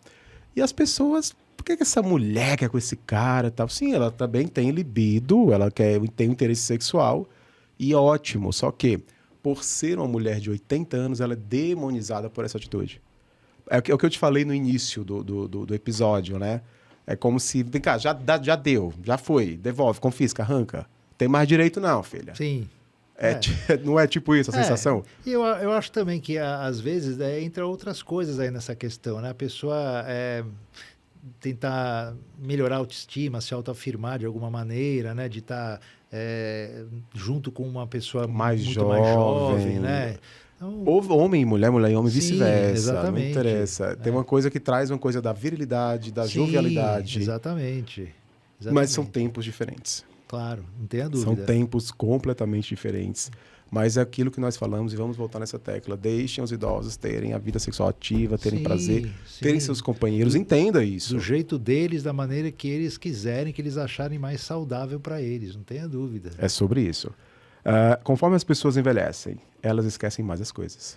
Sim, com certeza. Como qualquer outro órgão, o cérebro ele vai envelhecendo. E uma das coisas, né, uma das funções cerebrais está relacionada com a memória. Então, você vai ter mais falhas de memória conforme você vai ficando mais velho. A grande questão é você distinguir o que seria uma falha saudável, uma falha que faz parte do envelhecimento natural, de uma falha de memória que já está te abrindo um sinal de alerta para uma possível demência, uma possível doença. Como né? perceber, doutor? Principalmente, né, uma coisa importante para isso essas falhas de memória corriqueiras que fazem parte do envelhecimento natural não vão afetar de maneira significativa a sua rotina, tá? Ou não vão ser coisas que estão relacionadas com hábitos extremamente frequentes para você. Então, por exemplo, um indivíduo ele trabalha com computador a vida toda, vamos dizer assim, tá? Sempre trabalhou com computador, mexeu lá com TI e tal. Aí, de repente, lá ele vai pagar uma conta o dia na internet e ele se perde ali para pagar a conta. Ele esquece como é que entra no site do banco. Como é que eu faço aqui agora? Esquece a senha. Esquecer a senha até tudo bem, mas de repente ele não consegue mais entender onde é que ele tem que, sei lá, digitar o código de barras, onde é que ele tem... Isso é uma coisa que vai chamar a atenção. Outra coisa que pode chamar a atenção, um idoso... ele tem muita ligação muito grande com a família, muitas vezes. Então, nasceu lá um netinho e ele esqueceu o nome do neto, por exemplo. Tá? Isso pode ser uma coisa relevante. Tá? Pode ser um indicativo de Alzheimer? Pode ser um indicativo de que alguma coisa está ocorrendo ali. Tá? Então, dependendo da intensidade, né, com que aquilo ocorreu, com que aquilo é importante e faz parte do contexto de vida dele, isso pode ser mais ou menos significativo para você ter uma probabilidade daquilo ser uma doença. Tá? Então, se for uma coisa que está interferindo de uma maneira importante na rotina dele, ou for algo ligado a uma situação muito forte, né, no contexto de vida dele, que ele esqueceu, ou que ele está confundindo, isso precisa ser investigado. Precisa. Isso. E tudo que você foi falando aí, doutor, me trouxe aqui porque eu esqueço muitas coisas, sabe? Vou na casa de alguém, esqueço o celular, tranco meu consultório, deixo a chave dentro, assim, fecho a porta. Eu tenho esses problemas aí. Mas isso está muito mais ligado à questão de atenção e à questão de pensar muitas coisas ao mesmo tempo, pensamento né? acelerado. Isso, do que propriamente algum distúrbio da memória em si, né? Então, isso também tem que ser bem separado. Vou marcar né? consulta com você. Tá bom. Vou procurar meu geriatra já. Vai ser um prazer receber vou procurar você. meu geriatra. E uma das coisas que eu vou pegar no seu pé é para você voltar a fazer exercício. Vou voltar. Vou voltar a fazer exercício. Doutor, a massa muscular tende a diminuir com o envelhecimento. Sim, tende a diminuir com o envelhecimento, com certeza, mas aí a gente tem que lutar contra essa perda acentuada, né, que se chama sarcopenia. Sarcopenia. Então, o idoso, ele vai ter mais chance de entrar em sarcopenia, e a sarcopenia é uma condição extremamente problemática para o idoso, porque a sarcopenia vai diminuir a força muscular, vai diminuir o volume muscular, isso vai trazer questões de dificuldade na mobilidade dele, maior instabilidade postural, risco de queda, e a sarcopenia vai afetar também outro músculo chamado coração, né? E a sarcopenia, com todos os distúrbios metabólicos e bioquímicos que ela provoca, ela também aumenta muito o risco de problemas neurodegenerativos. Existe uma idade que a gente começa a perder massa muscular, a não segurar mais?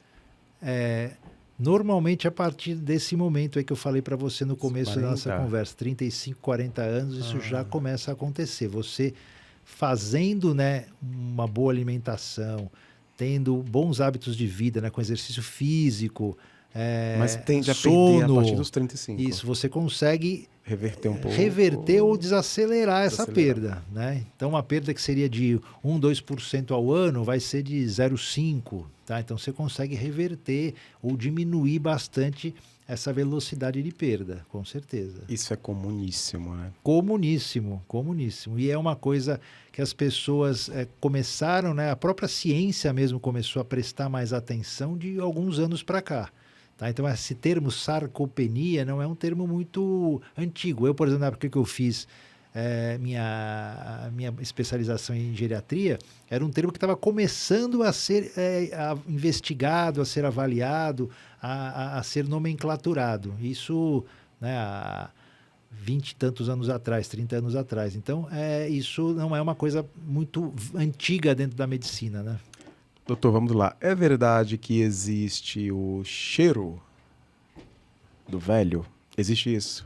O idoso vai pegando um cheiro diferente, que é do corpo. Sim. Não é mau hábito, não é falta de higiene, é do corpo. Sim, com certeza isso pode estar relacionado com o uso de alguns remédios, né? Mas do mesmo jeito que um bebê tem aquele cheirinho característico do bebê, o idoso também vai ter, pela questão toda metabólica, pela questão de toxicidade, pela questão de eliminação, né?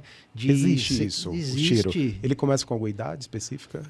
Ali, uma faixa? Não, mas normalmente aí a partir dos 65, 70 anos, você já tem mais chance de ter essas alterações que levam a esse odor mais característico. Mas isso também é muito individual, né? Muito individual, e essa sensação desse odor vai ser diferente em cada um, né? Então, você não vai ter o mesmo padrão. É aquele cheiro de idoso ali que eu estou sentindo, não.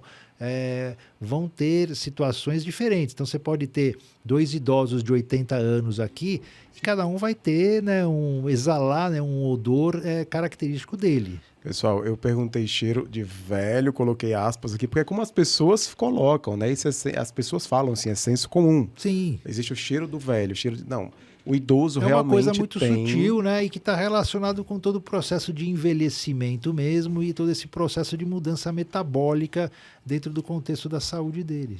É verdade, é verdade. Ok, a massa muscular tende a diminuir. E vem cá, doenças como diabetes e hipertensão são obrigatórias no envelhecimento? Obrigatórias não, tá? Nenhuma doença, na realidade, é obrigatória, né? Tirando raras exceções onde a força genética é muito grande e você tem pouca coisa a fazer para tirar, né, aquela possibilidade, o que a gente tem hoje é uma condição chamada epigenética. O que é isso? Epigenética, sim. Quando você tem, né, aqueles genes, né, você tem a composição genética sua, então você pode ter uma composição onde você tenha dentro dos seus genes os genes para diabetes, os genes para hipertensão. Só que esses genes, eles podem ficar ali quietinhos e silenciosos na dele, ou eles podem se manifestar e acordar e manifestar a doença em algum momento da vida. Isso vai depender do quê?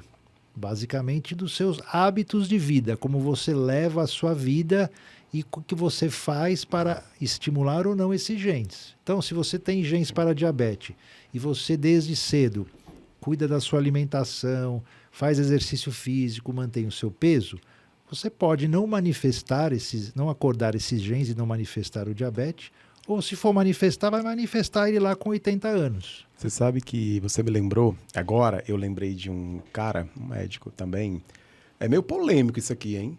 O quê? O que eu vou falar agora. Então, fale.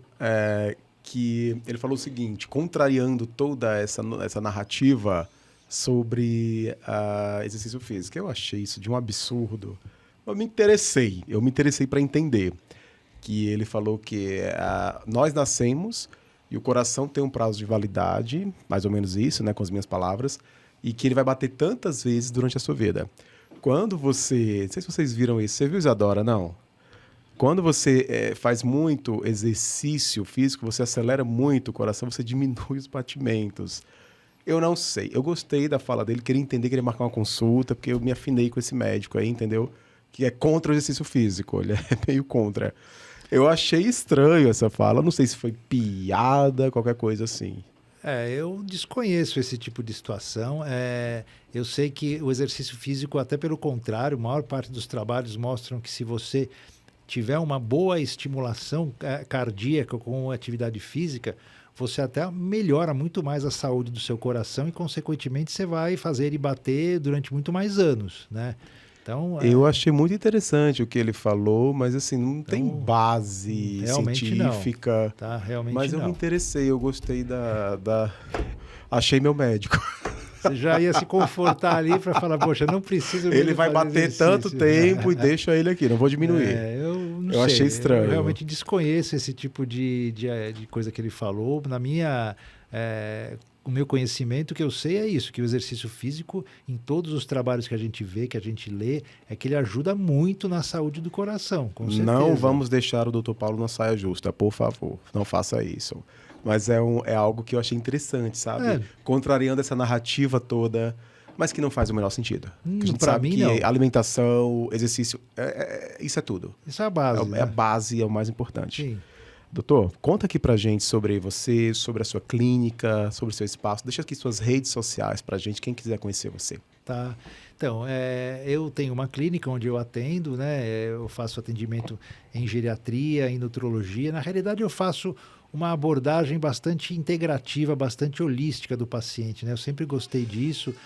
Além da prática ortomolecular, de usar cannabis medicinal quando há indicação, eu também trabalho com homeopatia, com fitoterápicos também, adoro isso, suplementação de vitaminas, faço todas essas coisas, procuro usar todo o meu conhecimento e tudo aquilo que eu posso para ajudar o idoso, né, a manter a saúde ou a tratar as doenças que ele porventura tenha, né? Eu tenho um site onde tem muito material lá, tem muita coisa, tem um blog dentro do site. Lá no site vai ter lá os contatos para poder passa pra gente o site. Comigo. É www.paulocasali, né? Casali é C-A-S-A-L-I. Um L. Um L só, isso, tudo simplesinho. .com.br. Tem o Instagram, né, que é @drpaulocasali, né? Também podem acessar várias coisas ali no meu Instagram. E quiserem, né, ir lá conversar, saber mais informações sobre os tratamentos que eu faço, é só entrar em contato com a gente. É isso. Espero você lá, hein? Sim, e também aqui, ó, vamos firmar uma linda parceria aí com a Mental Mais Saúde. Com certeza, já está feito. Com certeza. Doutor Paulo, olha só, presentinho para você aqui, ó. Opa, caneca Pod Mental Mais. Caneca linda, hein? Muito obrigado, hein? Olha, te agradeço pela presença. Muito obrigado. Tá? Muito enriquecedor, sabe? Gostou do Dr. Paulo Casali aqui com a gente? Pessoal, eu adorei. Gostou, Isa? Muito bom, hein? Muito bom, muito informativo. Nós precisávamos desse momento. Ótimo, muito obrigado. Tinha de ser com você. Tá. Muito obrigado, doutor. Precisando, querendo me chamar outras vezes, estou à disposição. Mas não tenha dúvida, tá, não tenha dúvida disso. Olha só, muito obrigado pela sua presença, por estar aqui conosco no Pod Mental Mais. Sempre uma honra ter você por aí, tá legal? E claro que nós nos vemos, ó, daqui a pouquinho, o próximo encontro. Fica de olho. Até mais!